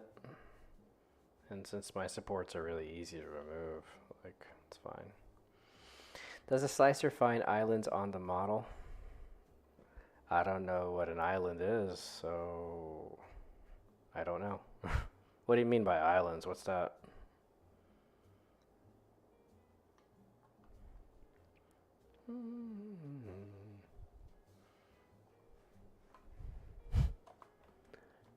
Pre-supported. Islands. Wait, actually, I think I know what you're talking about. Islands is like I know what you're talking about. Sorry.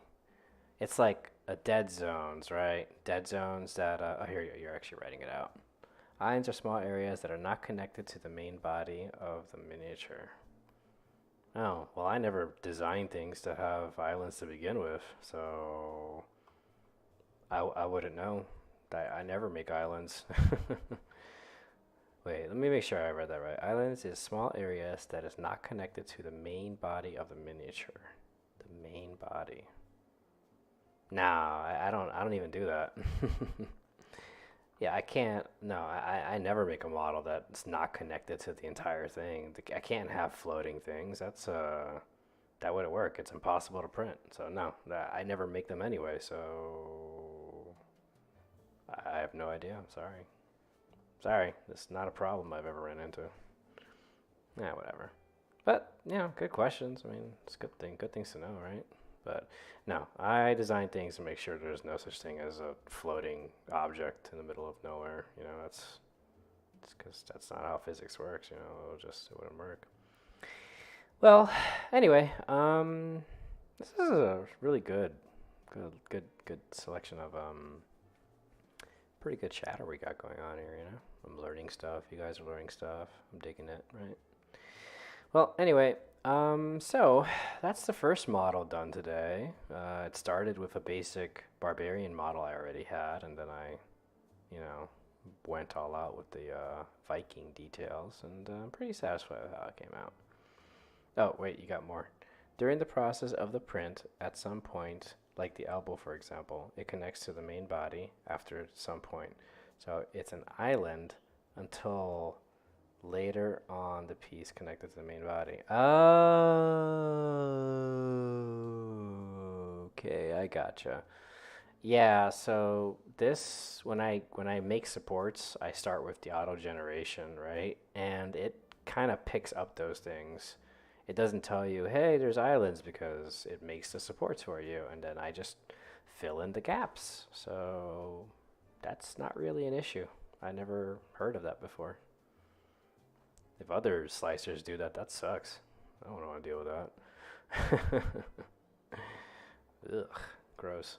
Anyway, all right, folks. Let's go ahead and load up this guy online. And then we're going to go ahead and work on the next request. So for my patrons, I share all my files on Google Drive and a Mega Drive. But for the rest of the public, I also load the files up on Shapeways. So we're going to go ahead and load this up on Shapeways so people can download it, or they can order prints. Nothing wrong with ordering a print. Sometimes people don't even have 3D printers. Nothing wrong with ordering a print. So let's go ahead and do that. Oh, and I guess this is probably the optimal time to do a self-promotion, right? So I'll do that too, because that's what I'm supposed to do if I want to pay the bills, right? Anyway, hi everybody. This is MZ4250. If you'd like to support me as an artist, I do have a Patreon, and I'm posting it in the chat right now. If you'd like to support me as an artist, there's the chat, and there's my link to my Patreon. I do offer my patrons a variety of options, such as, commercial options, a Discord, request board, etc., etc. To the folks on YouTube who are watching me, the one viewer, hello. You're cool, and you're a great person. And I'm MZ4250 on Patreon, so there you go.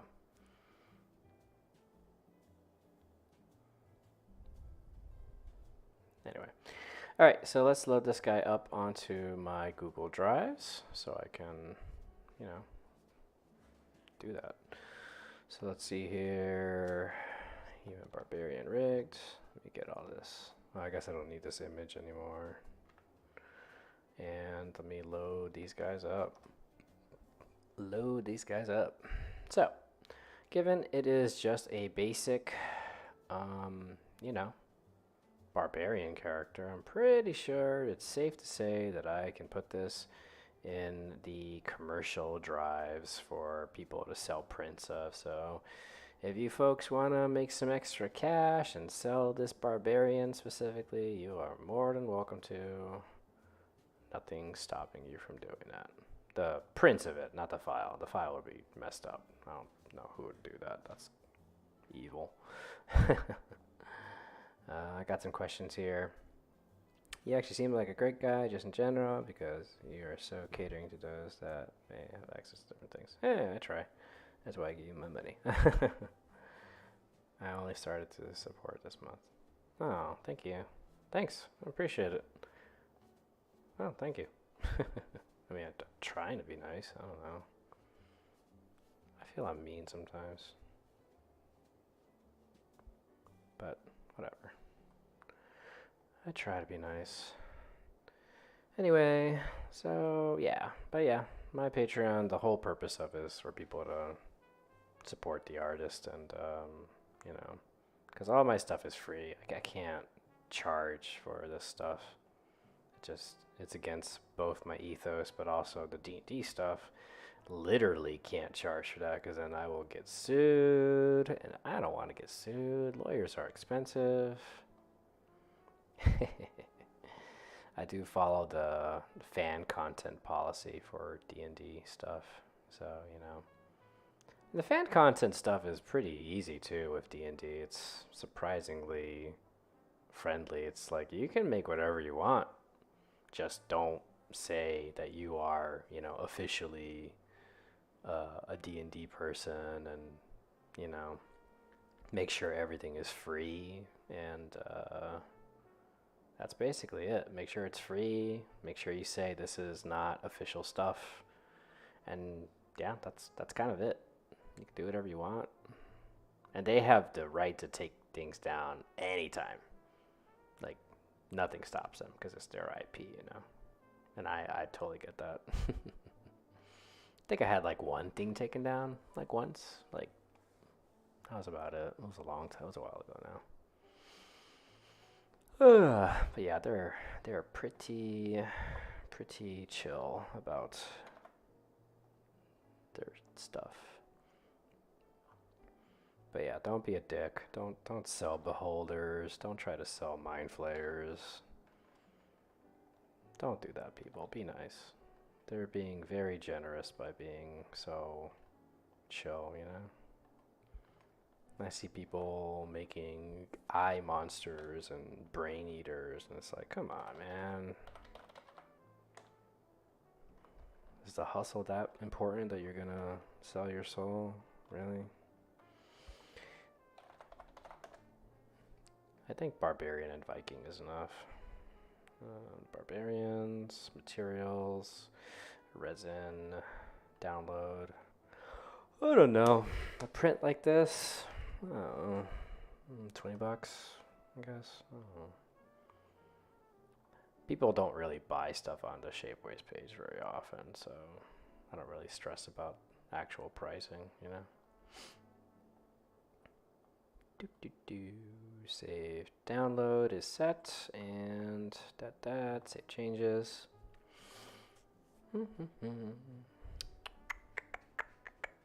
Okay.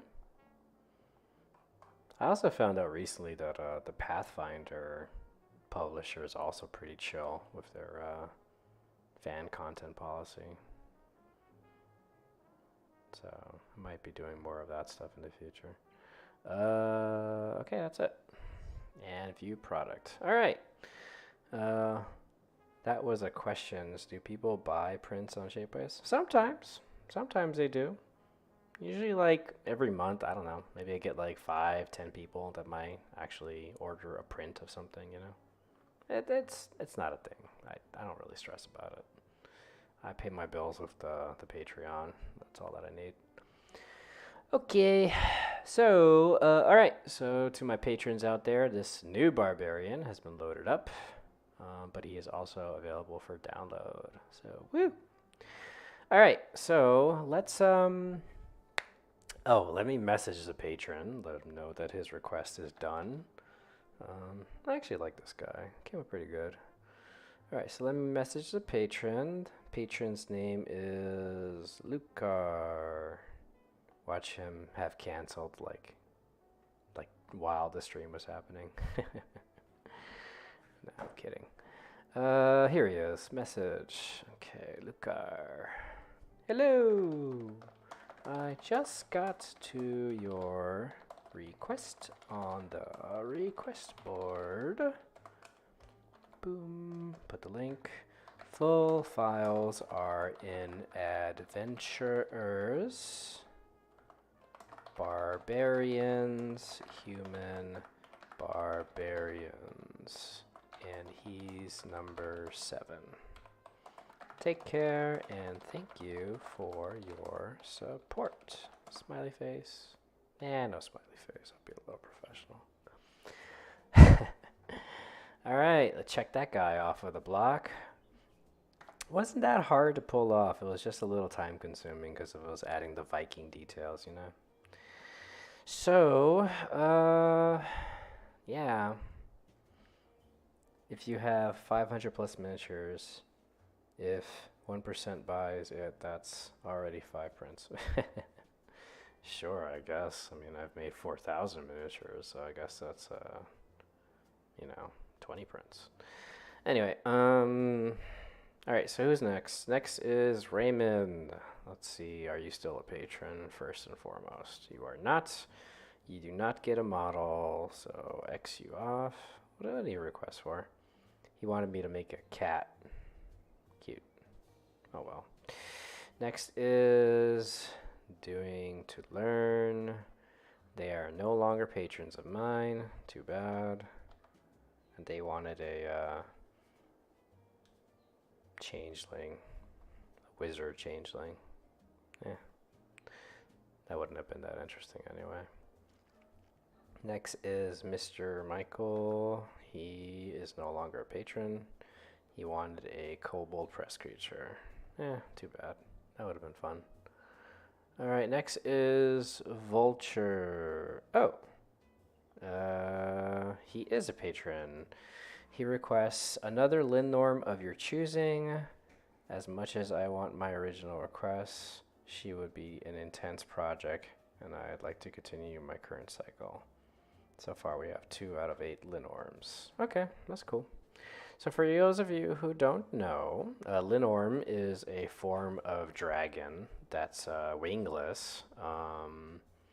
How do I make a request? I do recall some posts on the Patreon, but I don't have the link. Yeah, sure, whatever. Here you go. 3D, where's the request board? Here you go. This is the link to the request board. You just put your request in the comments, and then I will eventually get to it. It's just for fun. It's not my main thing, It's so like that's why I work on it on Fridays, and I usually do 2 or 3 a week. So you're not going to get it right away. It's going to be over time. All right, so Lindorms, like I said, they are a form of dragon. They're wingless, and I think they're a Pathfinder creature. Yeah, they are. They're Pathfinder creatures. So far I have made an Ice Lindorm, which is this guy right here. I'll show it off. Pretty neat, right? Pretty cool.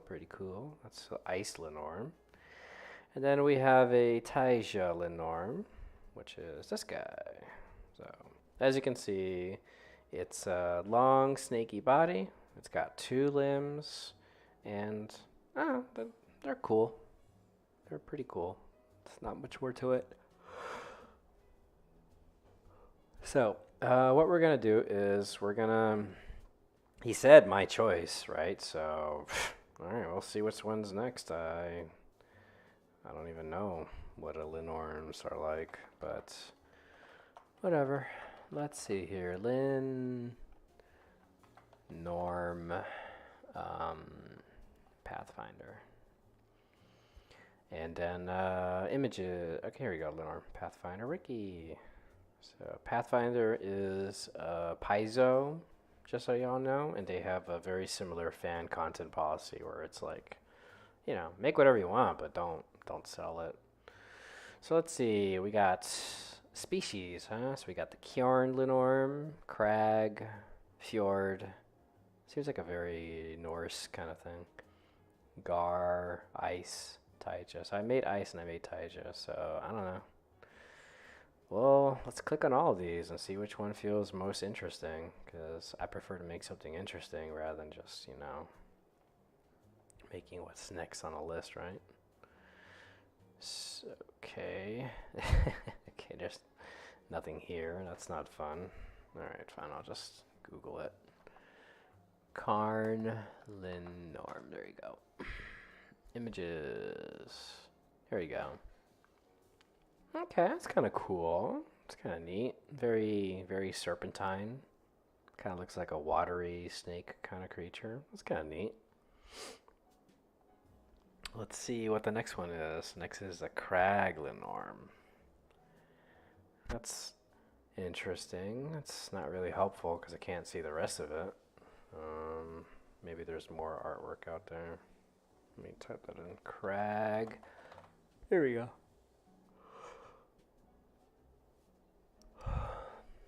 Oh, that looks lame.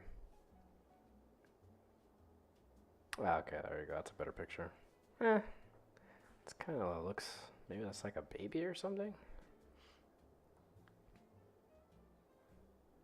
Let's see, I guess this is like a baby version and this is like a grown-up version. Oh yeah, look, there it is right there again. So, alright, so here is the Crag Linorm. And then we have the Fjord Linorm. What's this thing? Oh, it's kind of like a sea serpent. I already worked on sea serpents. Interesting. Let me see if there's other artwork. Fjord Linorm. Oh, there it is. Images. Oh, that's kind of neat. So yeah, it's basically a sea serpent with arms. Okay, it's kind of lame. That looks a little more interesting, I think. But, okay, so there's that. Alright, next is the Shawl Linorm. Tail splits into 3. Yeah, I know.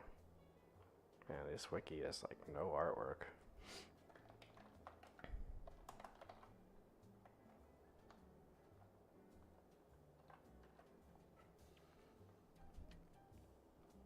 What is this guy? Shawl Linorm. It's got like interesting looking sails as fins. It's kind of neat. Looks kind of friendly. Okay, that's kind of neat. What else we got? Tarn.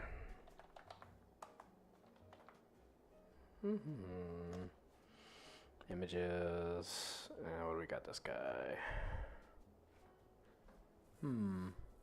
Oh, it's got 2 heads.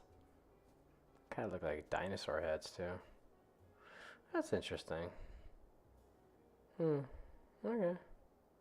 So it's like a 2-headed bad guy. Weird. That does look kind of interesting. Also, I would just make 1 head and then I would just duplicate it. And yeah. And then last is the Tor Linorm. I mean, that artwork is pretty good, I guess. Let me see if there's something else. Tor Linorm.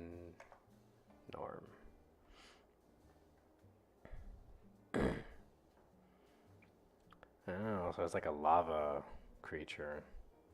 It's kind of neat. I kind of like this guy. He's got personality. All right, so my choice, huh? My choice. Which one? 4 arms on the Tor. Oh yeah, look at that. It's got 4 arms. Yeah. He's got little T-Rex arms, and then he's got it's weird. All right, so which one? Which one is the most interesting? The sails are pretty on that one. This is literally a sea serpent with arms. I would just grab the sea serpent model, throw arms on it, and call it a day. If you're really lazy. That one looks dumb. He just looks dorky. Yeah, that's kind of neat. It's not really very different from the ones I've made so far. And then that's it. I don't know. They're kind of dorky. I guess I'll go with this one. The two-headed one's kind of neat. Plus, I only got to make one head anyway, right? So, yeah, I'll just do that. I'll make the two-headed one. It looks kind of fun. Alrighty, so yeah, because the other ones are just kind of, I don't know. I mean, okay, this guy has a little personality. I kind of like this guy too. Little T-Rex arms. It's like, it would 100% depend on your paint job to make it work because all the lava stuff. So, you know what, if I get another Linorm request and if it's my choice, I'll probably do this guy, but I'm going to do the two-headed one. You don't get two-headed dragons very often, you know? Or two-headed serpent things, whatever. All right. So I keep yawning, so clearly I need to get some air and take a break. So I'm going to go and do just that. So let me go ahead and take a short break, and I will be right back because I'm going to get some air, use the facilities, etc., etc. So give me 20 minutes. Let's see here. I left at 10. Oh, 5. And next model, I'm going to make a sexy octopus plumber. All right, I'll be right back.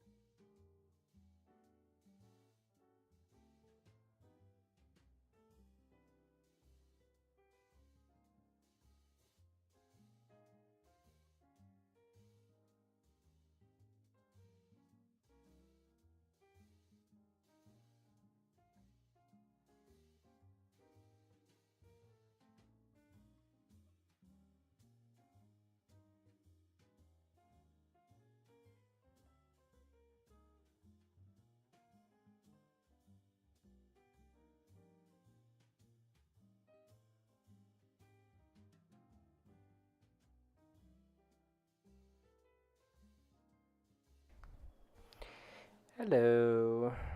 Alrighty, I have returned. Let's go ahead and continue working on this next model. So, I do have a base Linorm that I can work off of, and I will go ahead and do that. So, let's see here. Pathfinder, Linorm. I believe that the Taija is like the base Linorm model that I use. I believe that is it. Let me just double check. Ice Linorm. Linorm. Okay. Hello. Hello, hello. And let me see what that dragon looks like again. So it's like really, really basic face. This is kind of funny because it looks like a T-Rex in this one, but yeah, okay. Yeah, I can work with this. Okay. So let's go ahead and save as. And this was what was it again? I forgot already. Tarn Linorm. Okay. Let me save image as.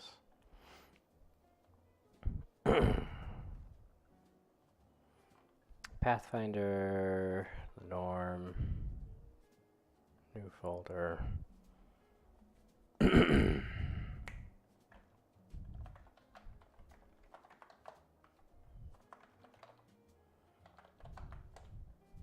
Okay. Alrighty. So, let's go ahead and Linorm, Taija, sorry, Tarn. There we go. Tarn, Linorm. Alright. Let me get a image in here. Tarn. Alrighty, so let's go ahead and begin. But yes, hello there, Glancing Shadow. Thanks for joining my stream. I always like having friends join in. So, this guy is going to be fun.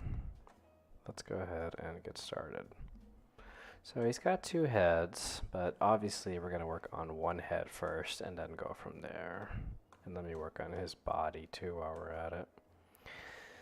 So, let's do his limbs first. It doesn't look like I'm actually that far off here on this creature's limbs.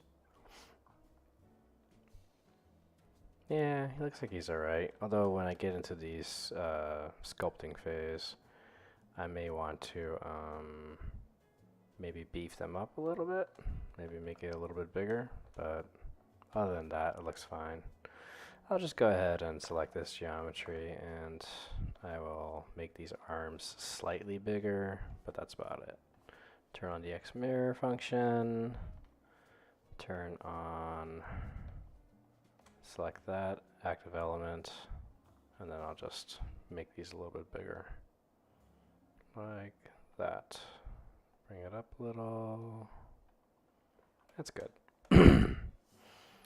Next is, let's see, his body, it looks like it's just standard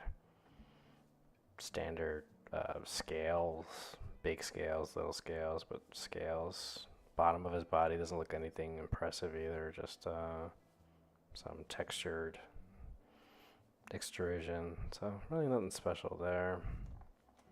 So yeah, let's go ahead and work on his 1 head, and then we're gonna double it up. Should be kind of fun. Alrighty. So this fella does not have big horns. So we're going to go ahead and get rid of this guy's horns. And it looks like his fins, they go all the way to the top of his head. So we'll have to fix that too. Clear a bunch of your minis. Huh? Cleaning a bunch of your minis for orders. Thanks for all that you do. Because your work. I'm opening a printing D&D store. Well, that's nice. Oh, cool. Well, congratulations. I wish you luck. That's awesome. Thank you for sharing that. Good for you. That's awesome.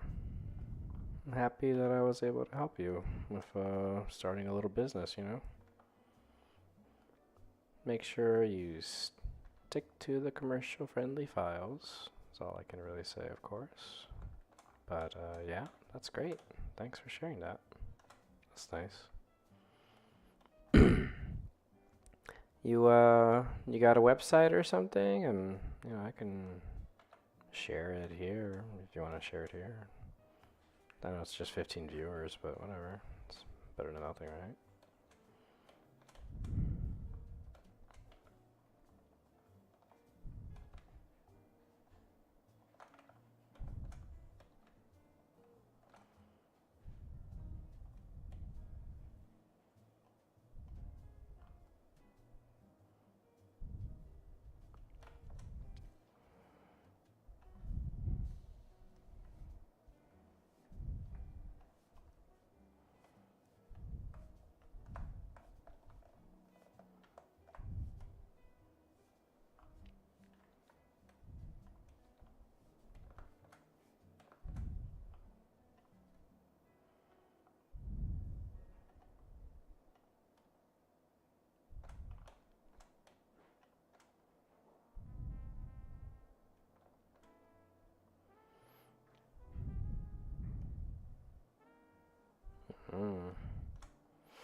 Okay, cool.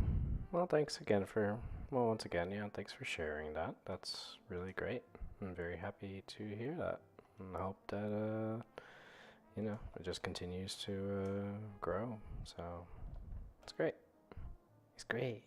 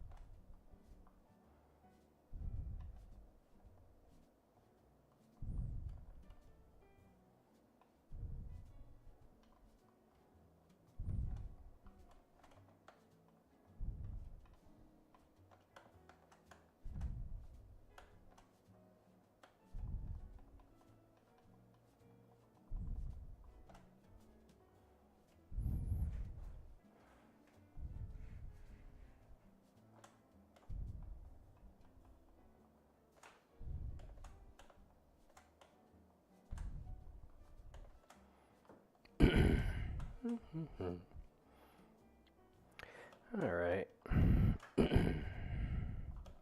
That's the most basic shape that I need for the head, because I am going to eventually sculpt into it. So a lot of sculpting will be done on this guy. So let's go ahead and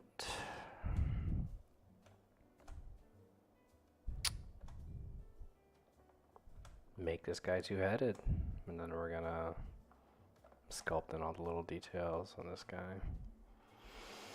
So let's do that, shall we?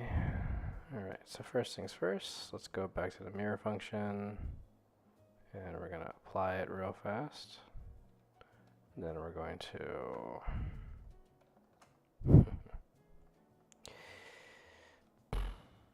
well,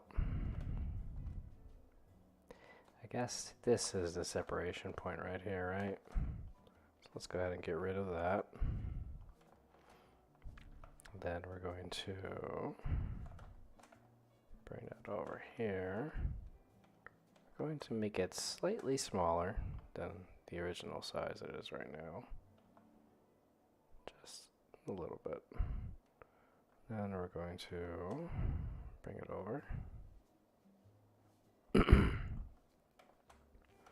Then for the rest of his body, we're going to actually widen it a little bit. Not a huge amount, just enough to offset the connecting area between the main body and stuff. So, and the between the main body and the connecting area. So.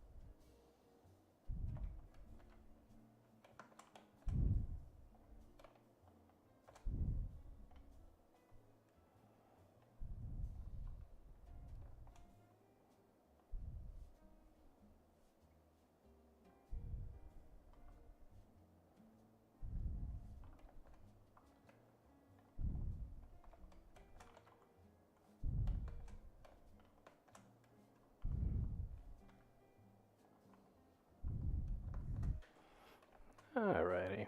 And now for this connecting area.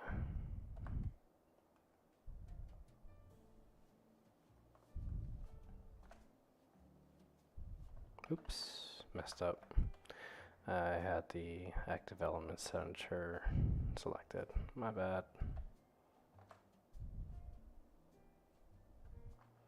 Alright, that should be enough of a connecting area. Alrighty, now it's time to go ahead and connect this head to this body, split the whole thing in half, and then mirror it. Also, this head should be pointed outward if we want to, do some good rigging.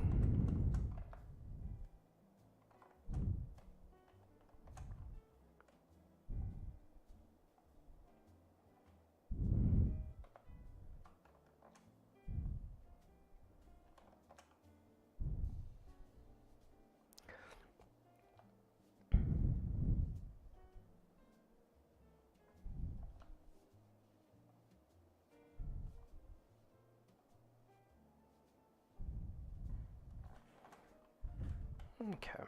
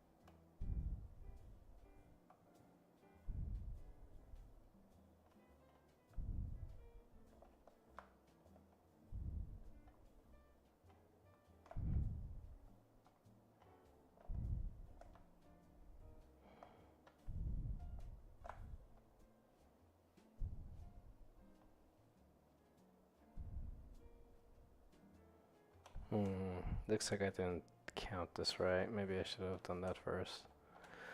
Let's see, what do we got? We got 1, 2, 3, 4, 5, 6, 7, 8, 9 connecting points. So let me go back a little bit.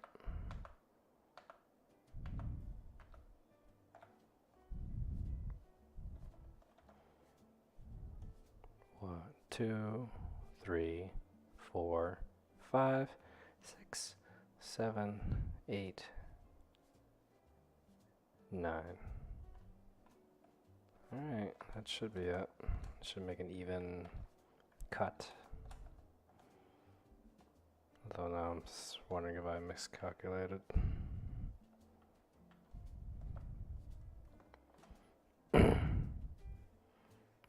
I guess it doesn't actually matter because this is going to be connecting to this thing. So, yeah. Alrighty. So, we're going to connect there. And, yeah, it's going to look weird, but whatever. Mesh, edges, bridges, loops. Yeah, it does look kind of funny. But that's okay. When we get to the sculpting phase, it'll make a lot more sense. As of right now, it's just weird. Okay, let's go ahead and split this guy in half. Hopefully that'll be all right.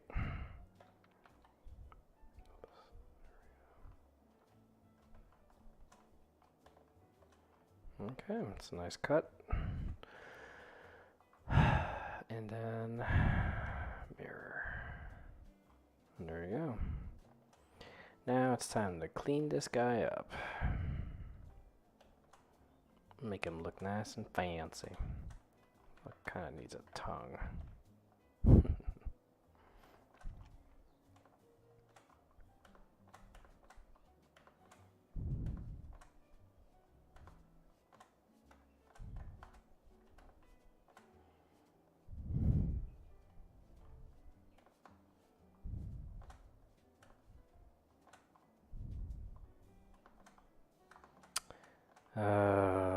Looks like we got some merged geometry mess ups here and here. I hate it when that happens.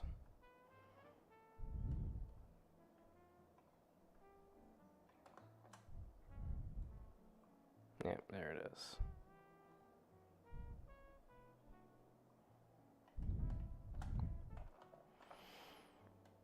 Yeah. You think you're careful and then you miss little things like that. It's important that you take care of these little mess ups because when you get to the sculpting phase, you're going to have these funny little gaps that make no sense, that just kind of show up and ruin the whole model.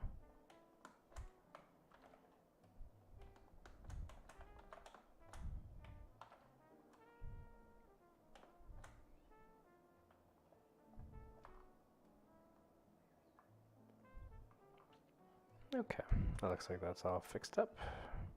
Very nice.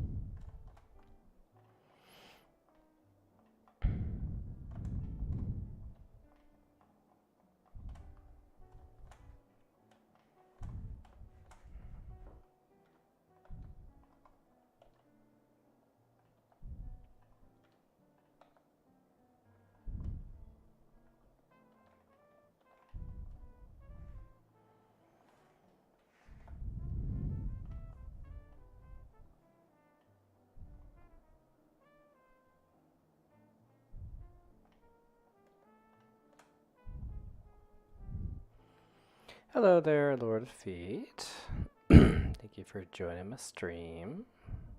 It's always nice to have company, so thank you. I hope all is well on your side of the world.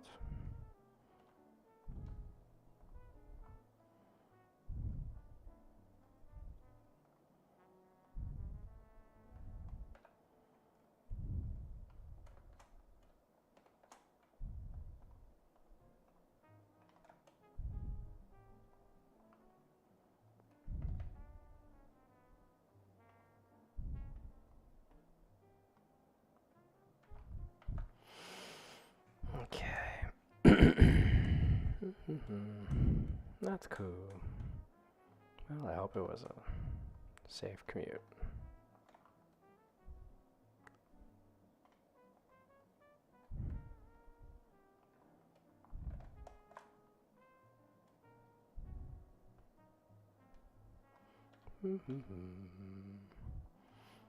Ooh, bike ride. Fancy.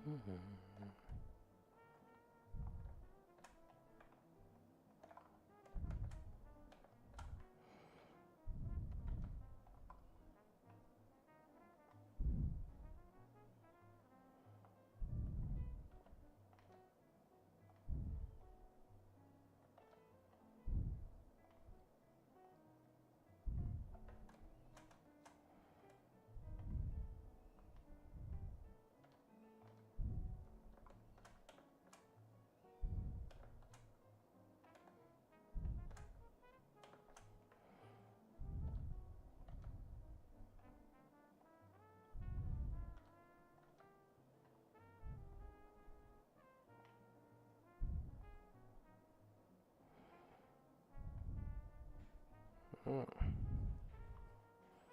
25 degrees? Madness. You must be freezing.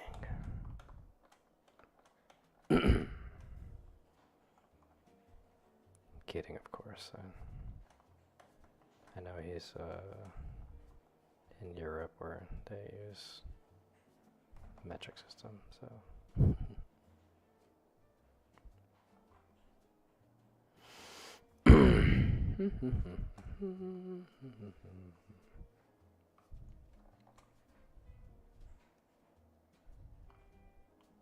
Yes.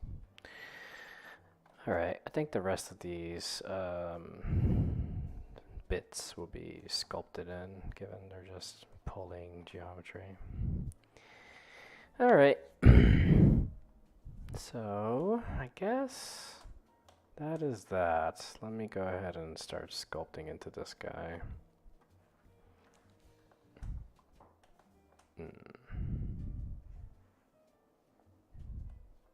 Well, not quite.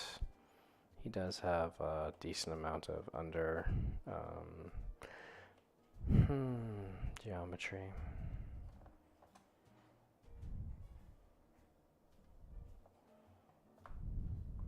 So I guess I'll do that first and then get on to the next thing.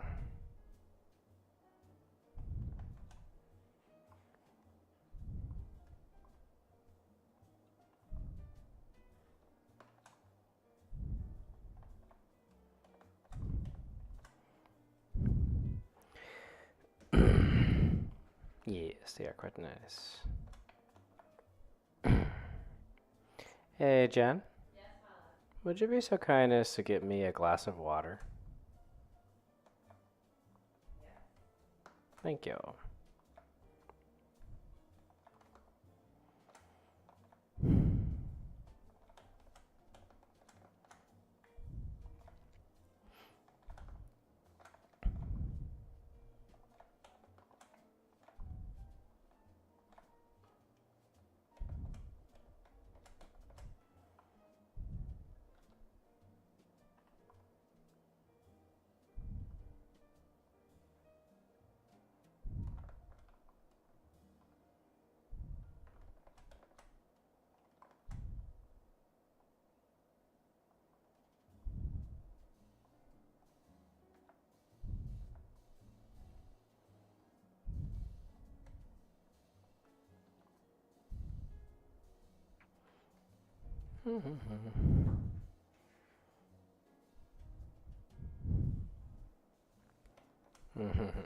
Oh, that's funny.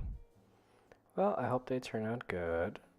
Did you make remixed versions of the original Inquisitor to make the other one? The one that has the pilot's cap and the other one that has a different hat? Edwin did. Oh, yes. Right. Okay. I know what you're talking about. It's like, who's it? Oh, yeah, right. So used to the usernames instead of the actual names. It's kind of funny. That's cool.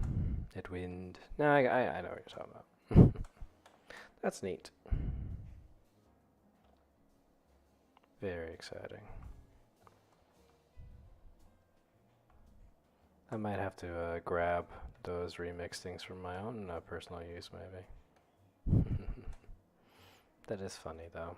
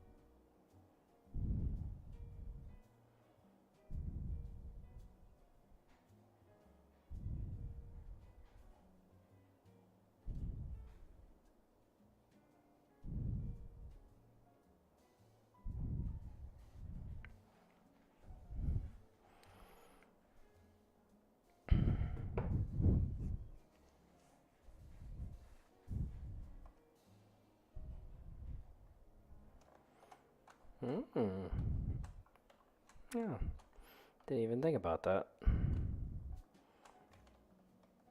I still, nah. I guess you're right. It is getting pretty close, but I don't know. I think it's still a ways away before it actually reaches 8K. That seems seems like something that's a little still very far away, you know. But who knows? We'll see. I'm not gonna stress about that kind of thing, though. My focus is on just doing what I do and enjoying it, you know. So, we'll see.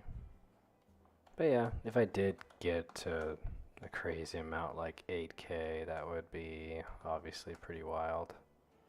But, you know, yeah, I think 7K is a little more realistic. But whatever, it's not a numbers game. As long as I can pay the bills, that's all that matters. So, but yeah, that's cool though. So.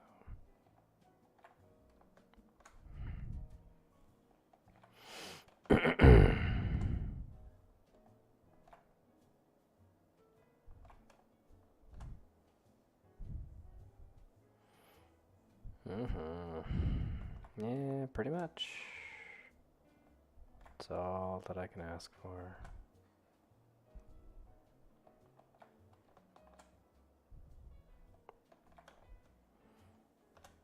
Yeah. If I get to 7K patrons, then I will definitely get some Chinese that day. Definitely get some Chinese. That's how I'll celebrate.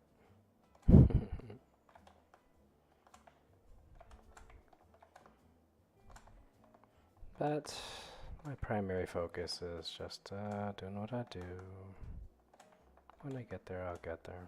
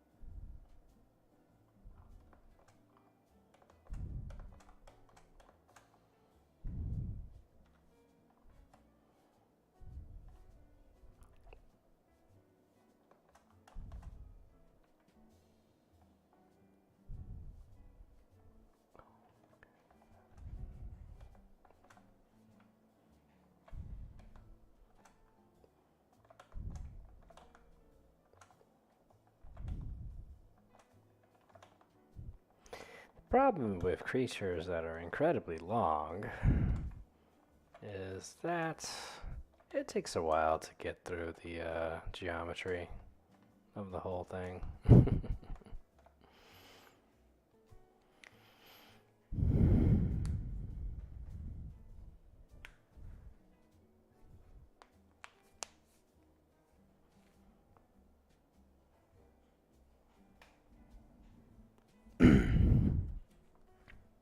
Hmm.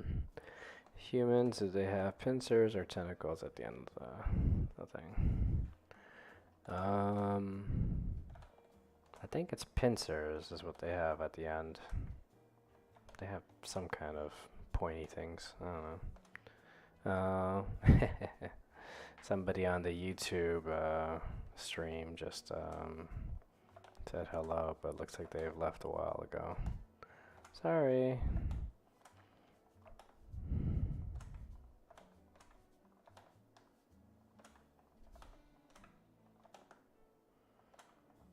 Keep forgetting I got a YouTube stream. My bad.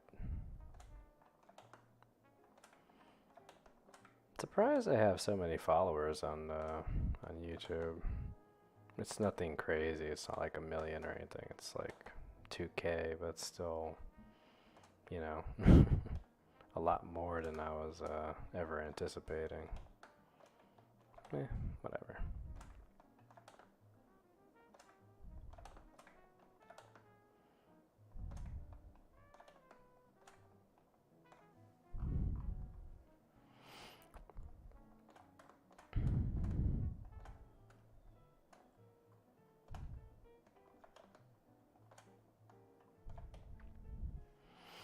Any cons coming up? Oh, like conventions. I thought you were talking about like any negative things. Oh, it's funny. No, I don't really see myself doing any cons anytime soon. I mean, the last one we went to was PAX Unplugged, and you know, it was fine. They handled COVID restrictions pretty well, so I don't think that COVID risks were really a thing. But pros, I am a pro at life. No, nah, I don't really see myself going to any conventions anytime soon. I don't really see the point when it comes to like, you know, what I do, because, you know, it's not like I sell anything. They are fun, but I don't know. It's just a lot of work to actually manage all that, you know, the traveling, getting a nice place to stay, coordination. I've done enough. I just think I've done enough travel for this portion of the year. Probably will do maybe some more later, but as of right now, conventions are not my priority.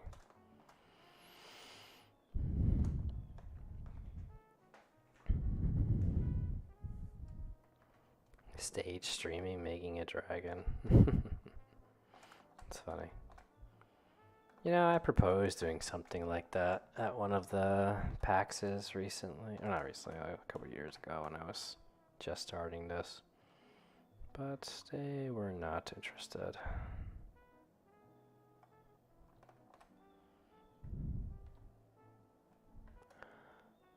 And then I also try to do like maybe an ArtStation thing where people would learn how to 3D model while I do it on a screen or something. But again, nah, they weren't really that interested.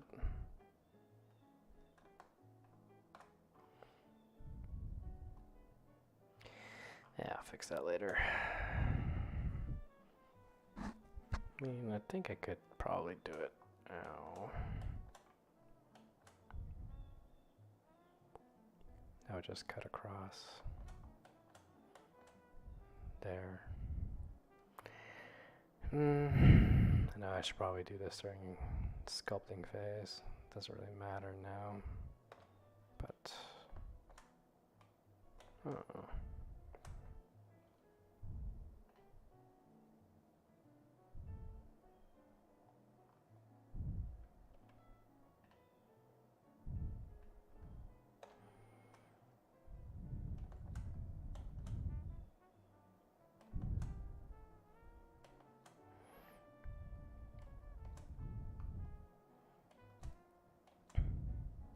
Yeah, I'll just fix that during the sculpting phase. It's kind of dumb. Try to figure that out now. Okay, so what's next? Alright, so let me tighten the barrier between the sails on his back and the body. And then make that nice and tight.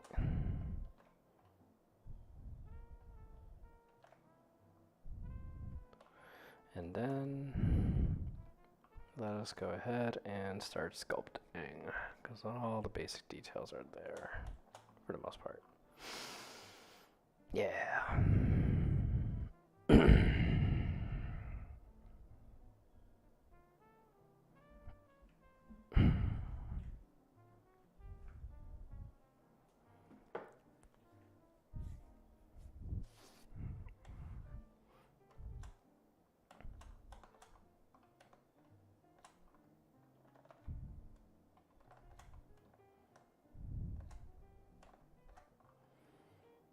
All right. Yeah. Okay, it's time to start sculpting, so let's go ahead and do that. So we're gonna save.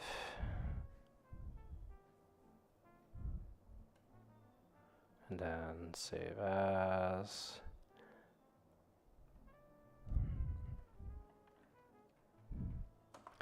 Sculpted.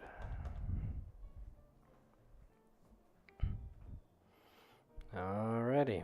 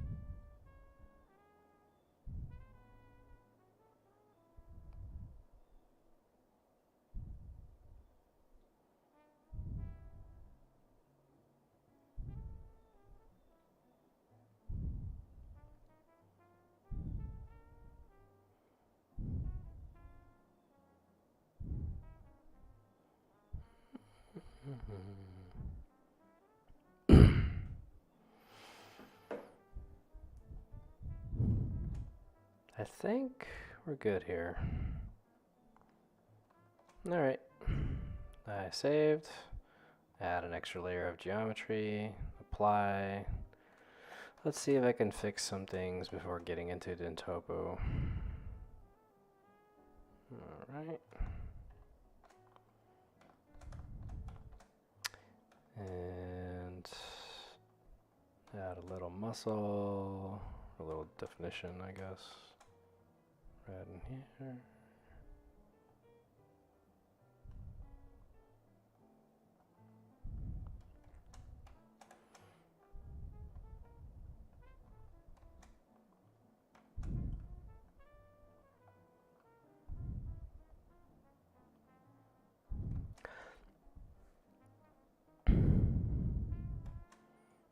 It would be preferential if I didn't even have to sculpt anything more in the arms with just the geometry that's already coming with this creature.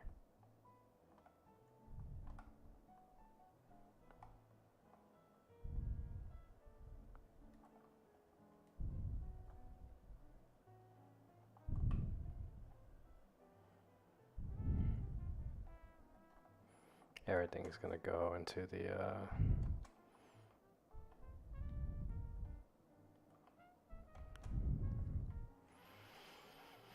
everything is gonna go into the scales and such. Though it doesn't look like I'll need to really work on scales too much on this creature. Looks more like just tough skin. I mean, I don't know. Is that scale texture or is that... Yeah, I guess it is supposed to be kind of scaly. Alright, never mind.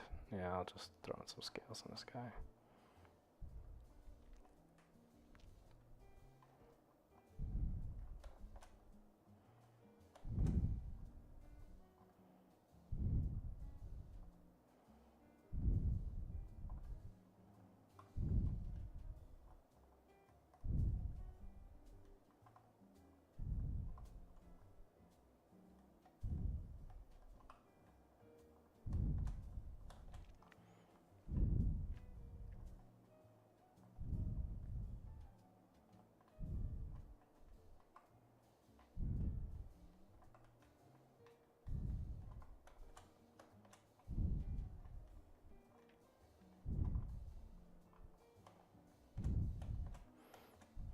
Okay. I think that's all I really need to do for that portion.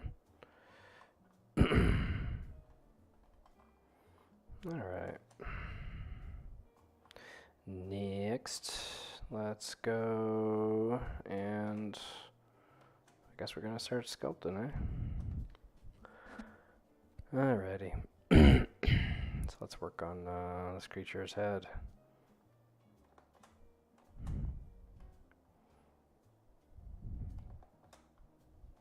You know, I honestly can't tell if these are spikes or if those are flaps. I don't know. It's fine. I'll make my own interpretation.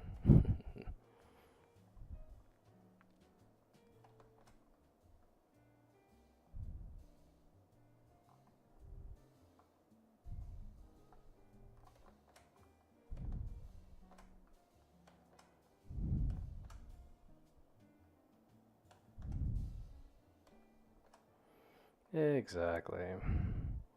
It is my artistic interpretation.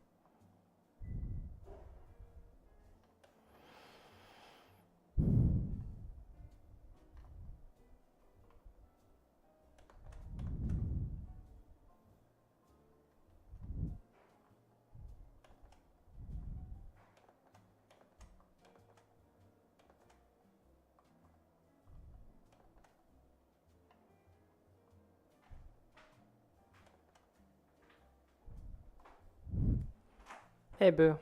Hello. Thank you so much. Oh, the fox is sleeping on the woodpile. Ah, there's an adorable fox sleeping on our woodpile. He is quite cute. Yeah. Yeah.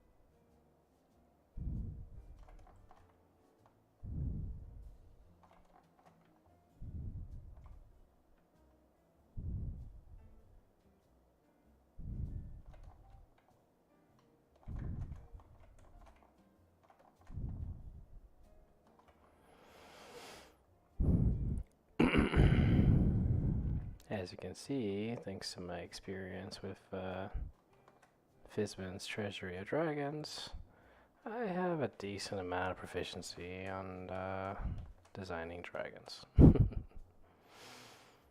Alrighty. That is pretty damn good.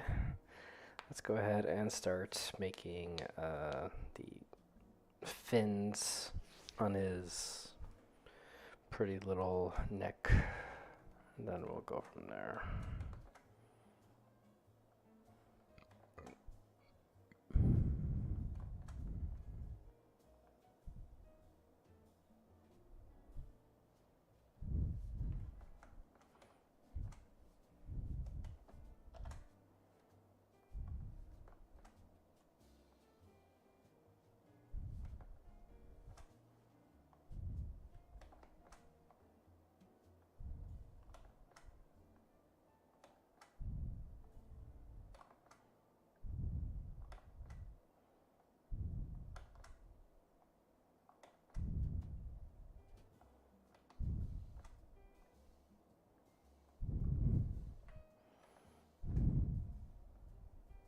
Oops.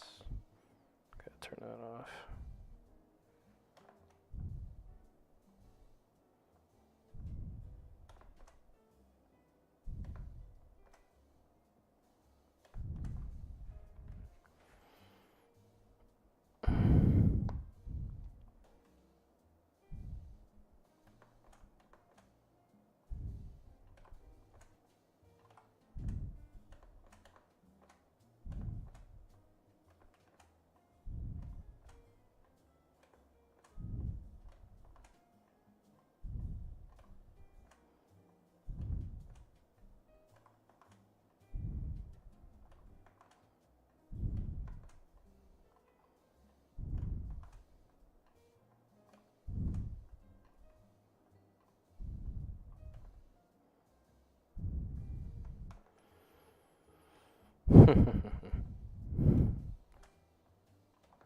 No problem.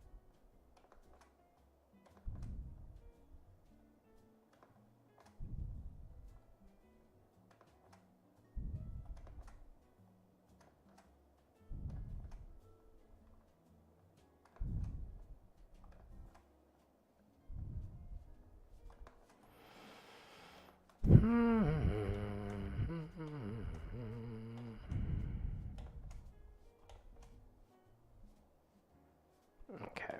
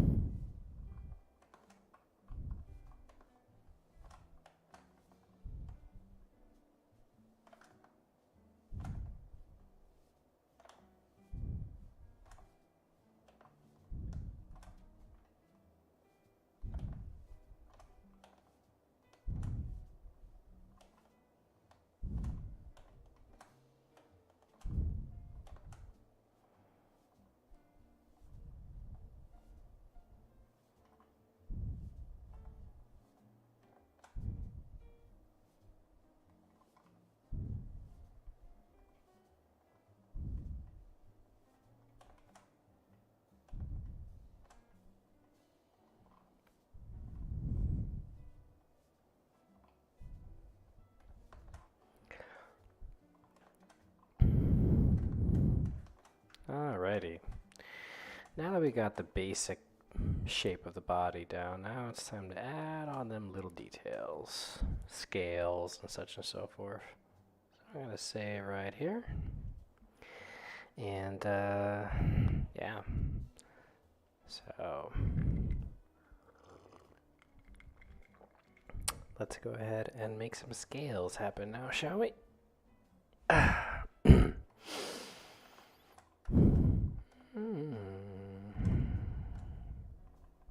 Okay. So, scales. Yeah. Let's see. I guess I'll use the clay tool. I'll make a new one. I'll use my scale texture that I like from earlier today. Scales. Texture, new. And then I have a very good texture file that I use for basic scales. It's nothing crazy, but it works.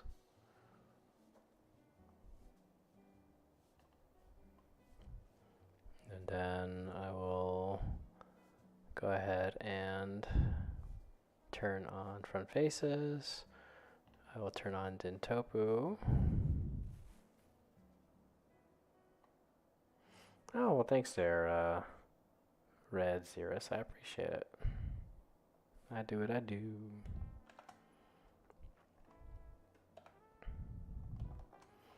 Alright, so this guy's got scales all over his face. He's got scales all over his back. So he's going to be a process, but we will figure it out.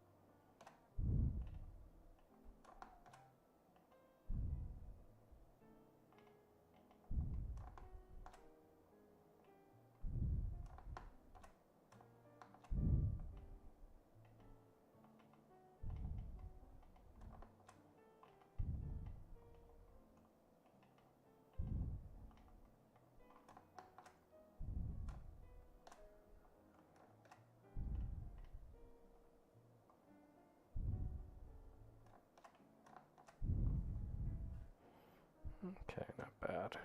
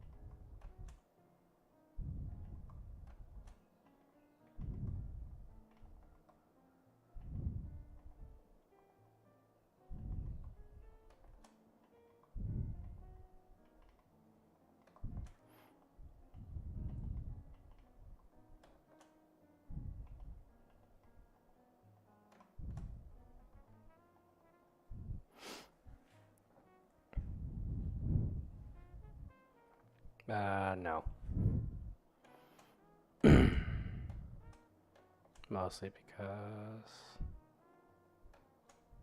they're just too cute. And there's no way that I could possibly replicate such adorableness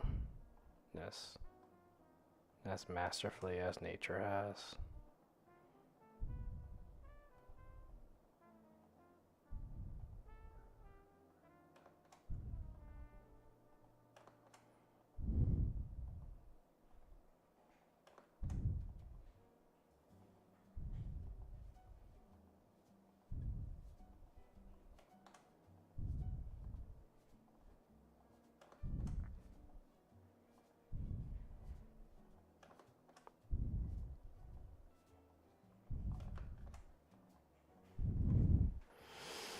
Have you ever tried designing with a pen tablet for 3D work?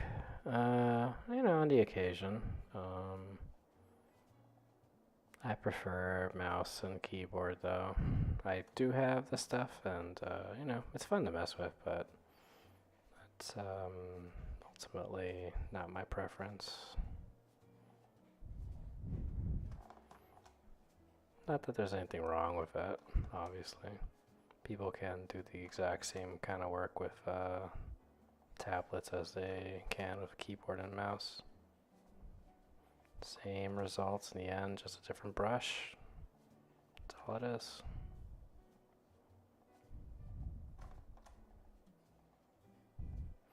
Yeah, one of my patrons actually gifted me a tablet. It was really nice of them. And yeah, I messed around with it. It's fun. But in the end, it's not my preference. My wife actually uses it more than me.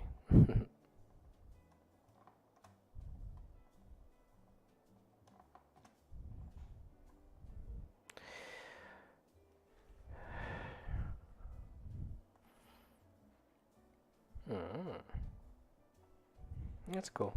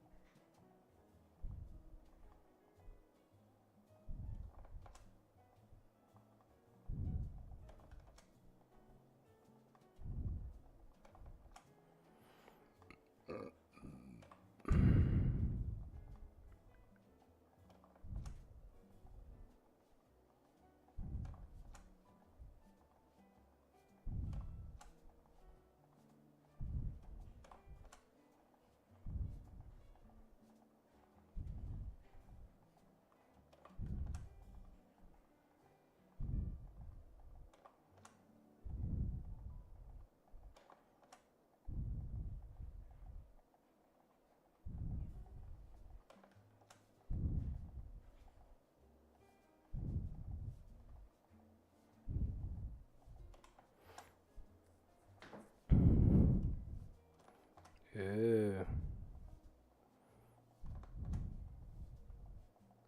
That would be fancy.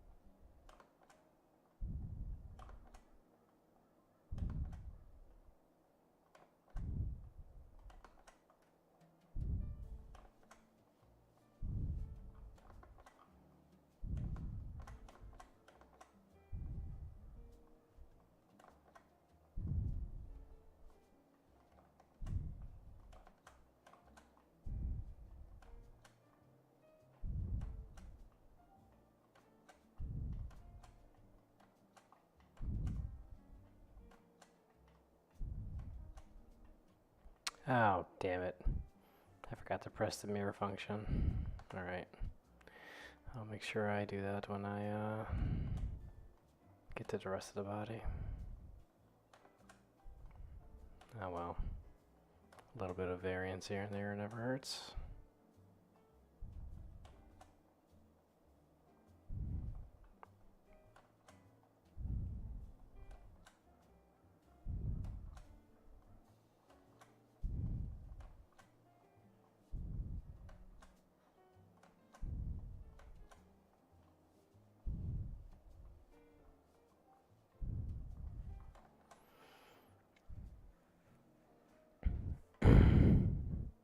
Aware Capybara. I think a Were Capybara would be a neutral, maybe neutral good creature who kind of just enjoys living in the forest by itself, like a little hermit doing its thing. Like that's the thing with capybaras. Like they're just rather peaceful creatures. And I think that if you were bitten or infected by a capybara, then like your instinct would be immediately to want to just go into the woods and contemplate life and live peacefully. Like that's what I envision where a capybara would be like. Ha, funny.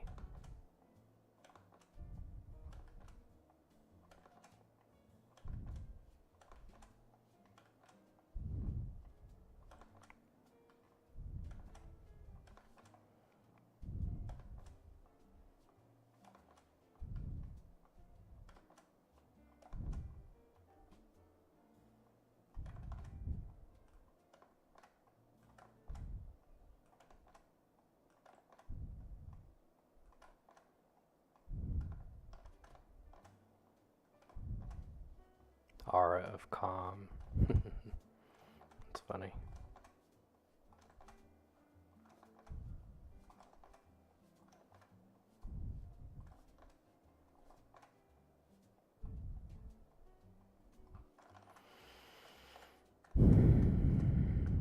Okay, this guy's coming along pretty nicely.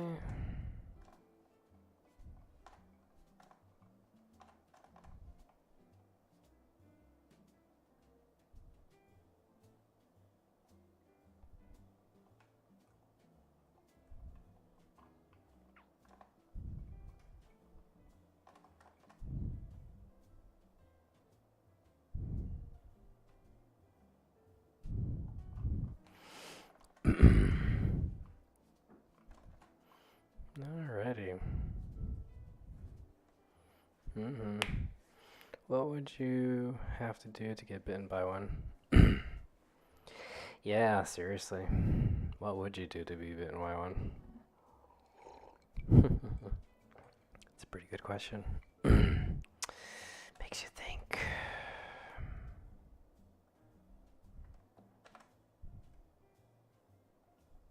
Probably ask it.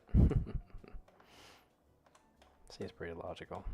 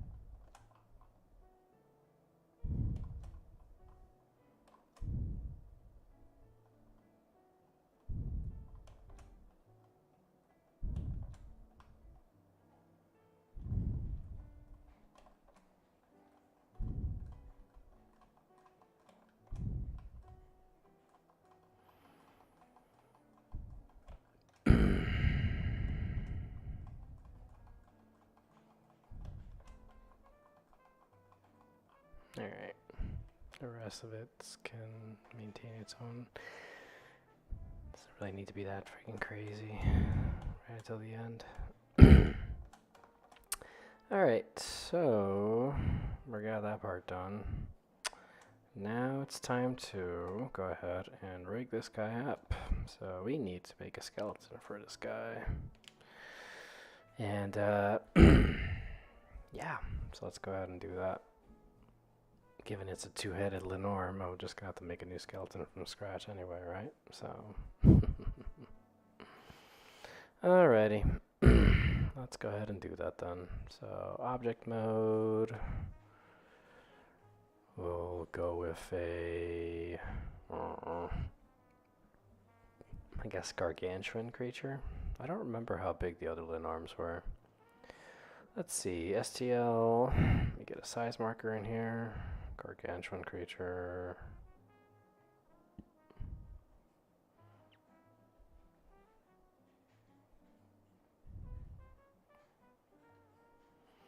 Let me import the other Lenorms and just double check. Nice Lenorm.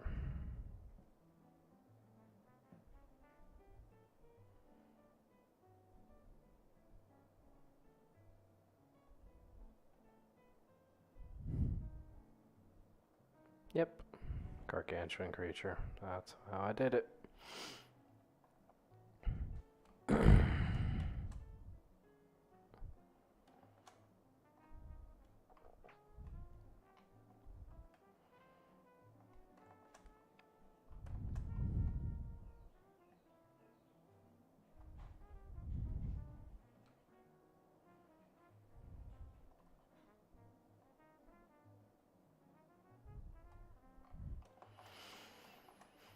Okay, let's go ahead and that's pretty good right there, size-wise, and then we'll just, mess with the proportions in a little bit. So let's go ahead and save.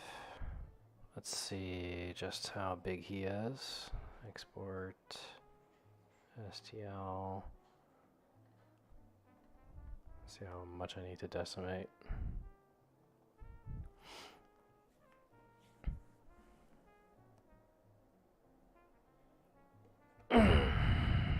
Oh, he's a big boy.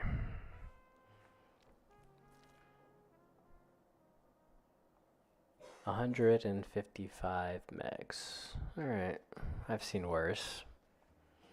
Let me go ahead and cut that geometry down. Decent amount.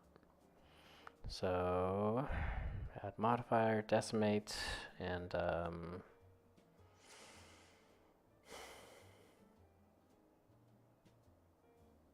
I'm gonna say a 30% cut, or 70% of his geometry.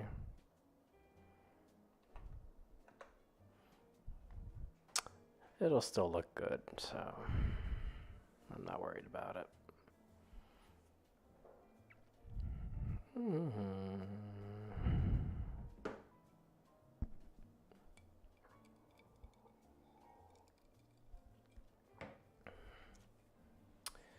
Give it a second. Let the thing do its processing. Alrighty. Apply decimation.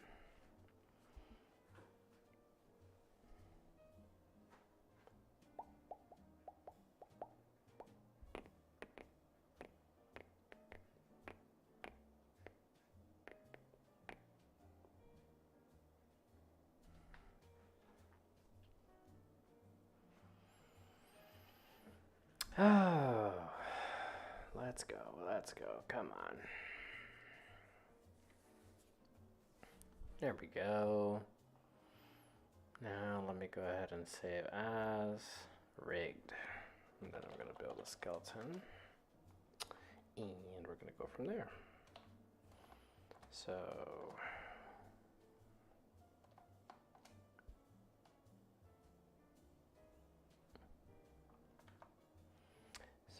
create armature.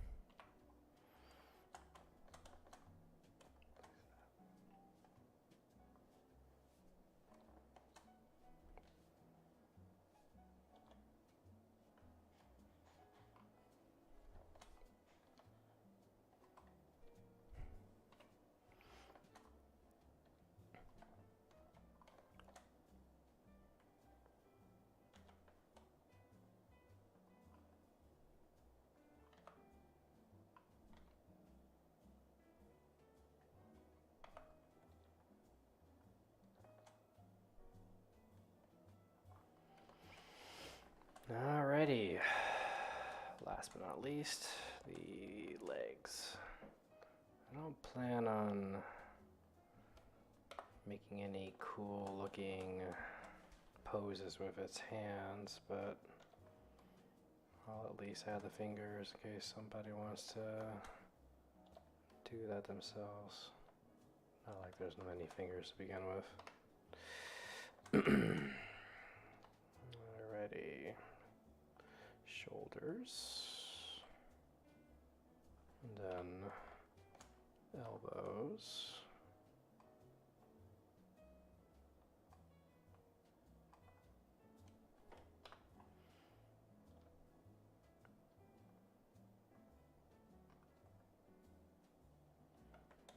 Okay.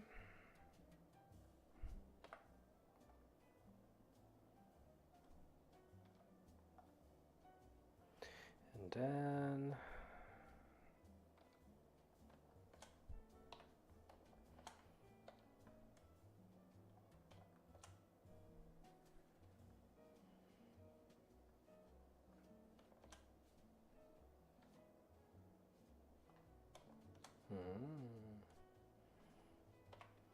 yeah, big printers or big resin printers seem pretty cool. You are not wrong in wanting to have something like that, I get it. But, you know, big FDM printers, they have their purposes too. You can definitely get a lot of work done with them. So, it could always be worse.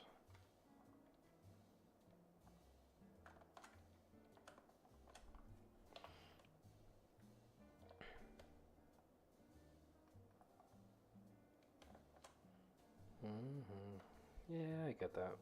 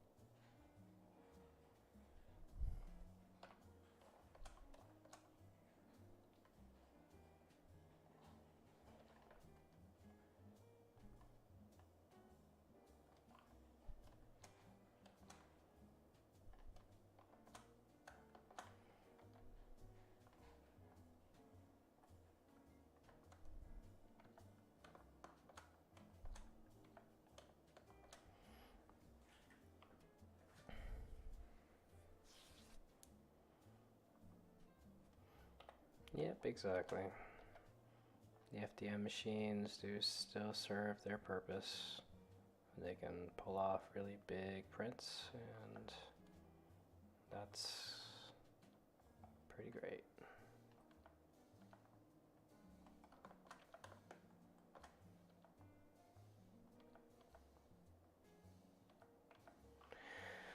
Alright, I think that's all the bones that I need. So let's go ahead and save.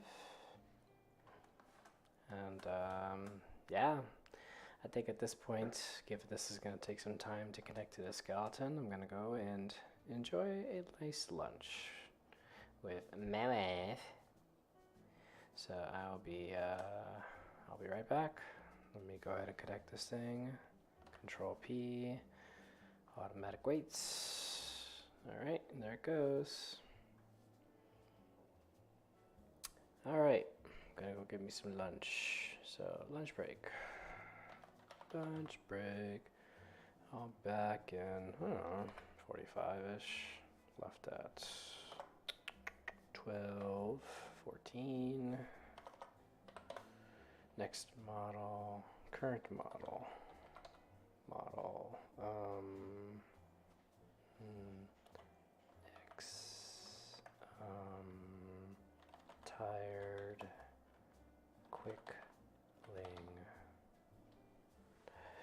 Anyway, all right, I'll be back.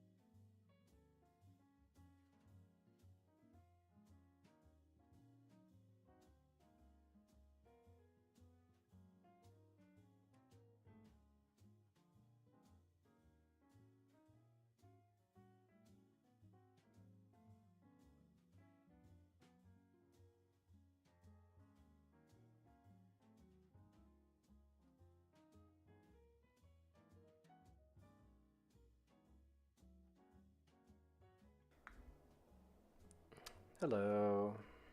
Alright, I'm back. So, I think this is probably going to be it for me, just this one model. So let's go ahead and wrap this bad boy up. So, yeah.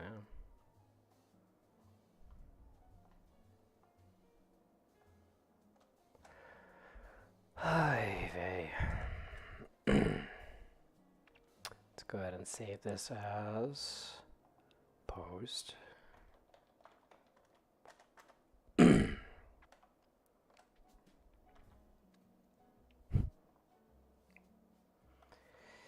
Alrighty. So we're gonna go ahead and just give this guy a pretty basic pose. Just, you know, snake-like pose, I guess. I don't know. Nothing I haven't done already.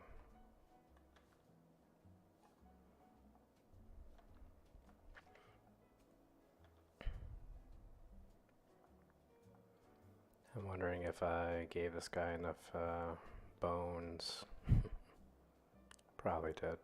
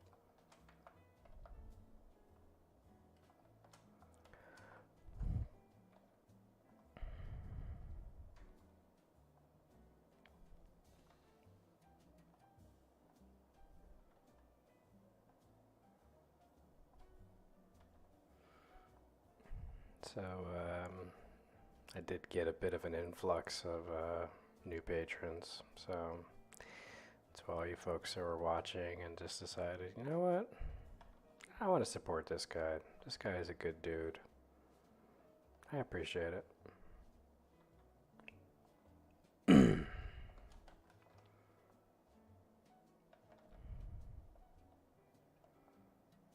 do make enough to get by pretty okay now, so it's good. It's good that I can just pay the bills at least.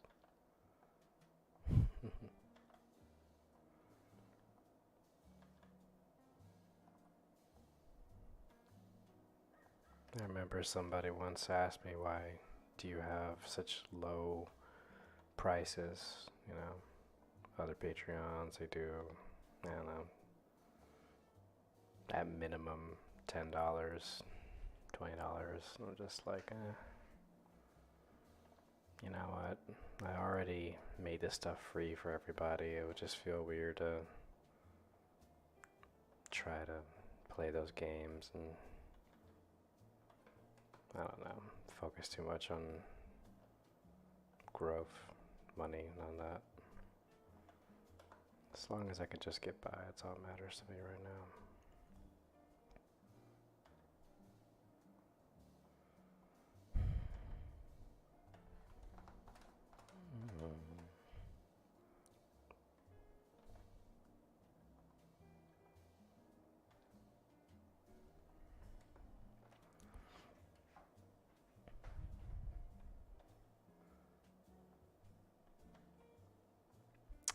Yes, I did say I was going to work on the proportions of this guy. I was going to make the tail a little bit smaller. So, there you go.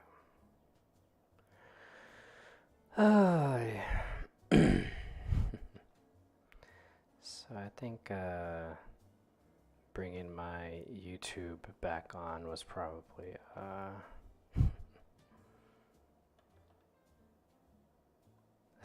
silly choice. No, I'm kidding. It's, I know I don't get a lot of viewers on it, but you know, it is a good way of archiving my streams. I think ultimately that's what matters. Because Twitch does get rid of your streams after a month. So, I don't think YouTube does that. So, I don't know. If somebody wants to look that up for me while I do this, that'd be nice.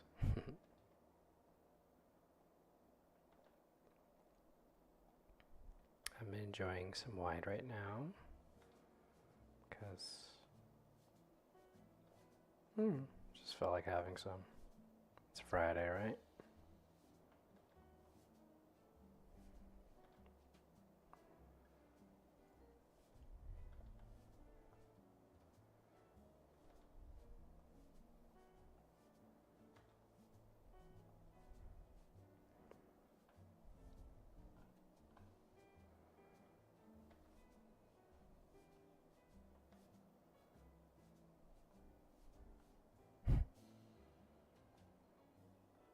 Isn't every hour happy hour?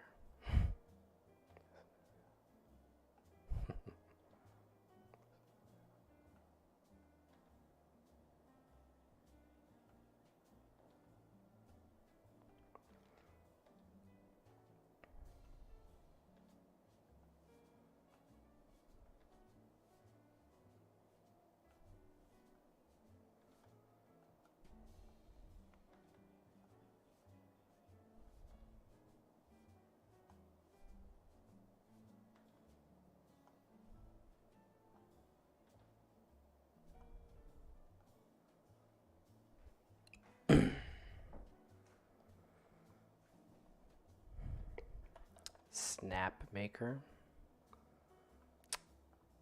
What is Snapmaker? Is that a... Wait a minute, I think I know what that is. Isn't that... That's a brand, right? It's like a brand of printer for FDM use. Printer brand. Oh, okay. That's cool. Do they do 3-in-1 printers? Well, color me curious. What exactly do you mean by 3-in-1? FDM, CNC, laser engraving. Huh. While that sounds fascinating, that also sounds like a real pain in the ass when it breaks down. I've always found that machines that have too many moving parts usually lead to too many things going wrong.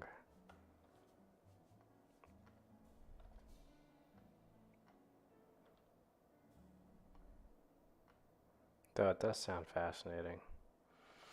If they are good machines and they have good, you know, customer service though, I mean, hey.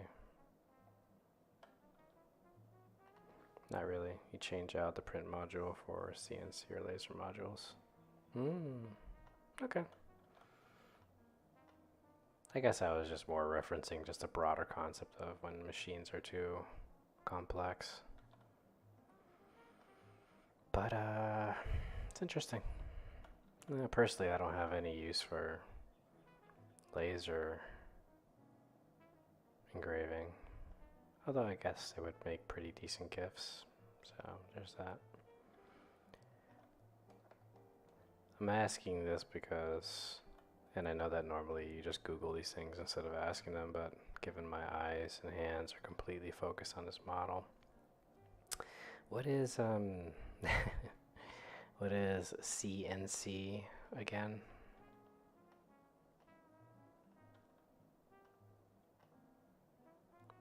Mid high-end machines. What was the question? Was it milling? Milling. Okay. You learn something new every day. Oh, okay. CNC is that. Alright. Cool. Yeah, alright. So, Again, I don't really can't imagine when I would ever need to have a need for that, but that doesn't change the fact that somebody probably does. So hey, either way, that's pretty cool.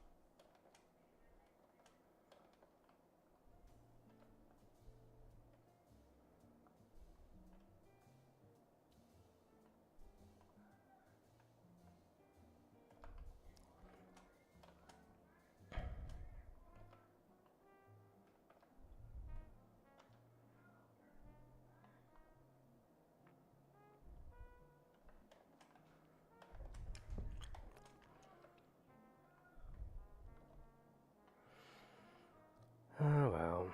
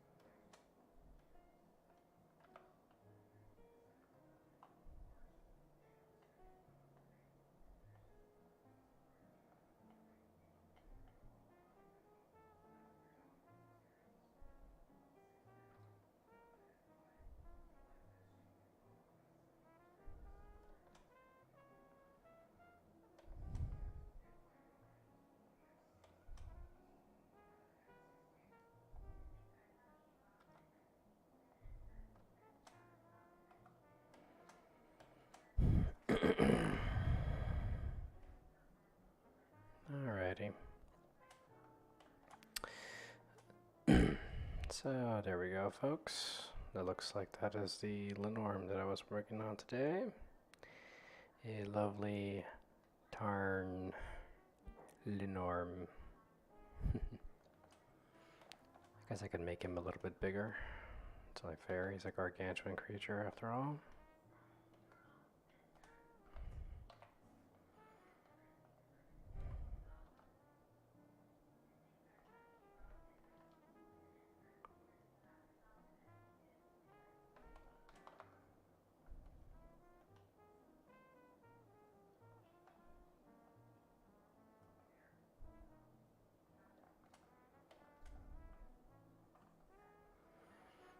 Maybe that's a little too big.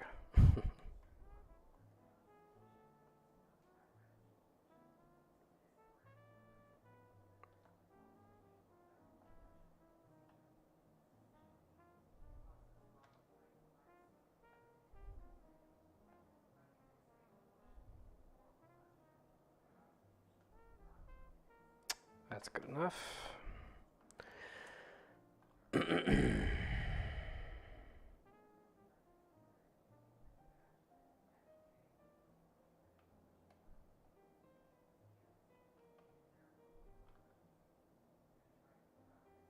All right.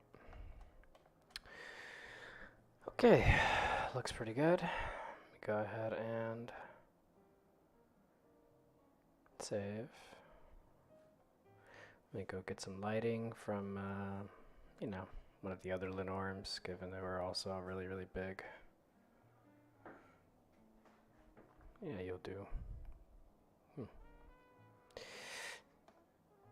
Kind of wish that Blender had a universal lighting system, kind of like, Windows 3D Builder and whatnot. So I don't really care for all this work that needs to be done with rendering, Alrighty. Okay.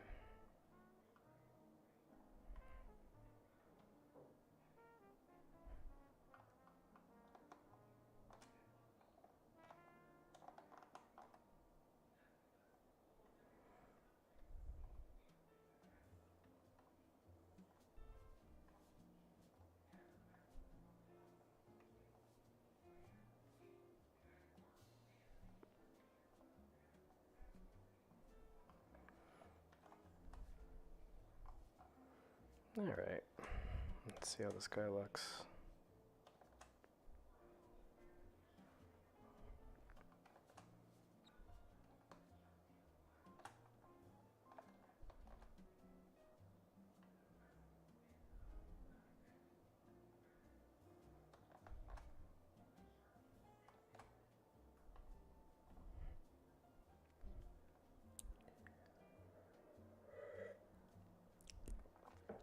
Not too bad, not too bad.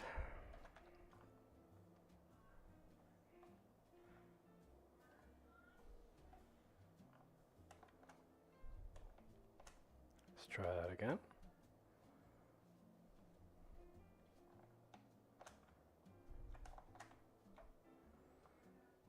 Alrighty.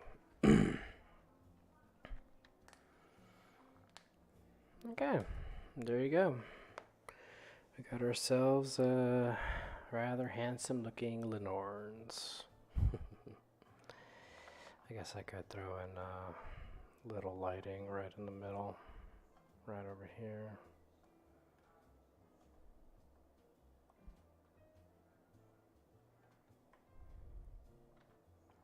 But yeah, this model is basically done, so I'm satisfied.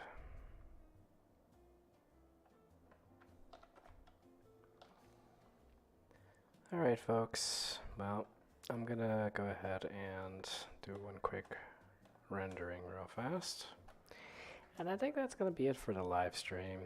I still have work to do, obviously. I gotta take this model apart and, you know, do all the other post-processing stuff. But let's not kid ourselves, that stuff's not very interesting. Plus I've made a variety of tutorials already on how to, you know, do all that, so it's not like you guys would get anything new. So, let me go ahead and continue my work, but I think it's safe to say that the live stream itself is time to wrap up. So, everybody, thank you very much for joining this live stream. I was able to get 2 creatures created. I still got work to do, obviously, but, you know, expect me to post these things on my Patreon later today. Thank you everybody for your support, obviously. And, you know, oh, thanks. No problem there, Lord of Feet. I appreciate it. And of course, my Patreon link is on the chat if you'd like to support me as an artist. Okay, that's that. Thanks, friends. And thank you, folks,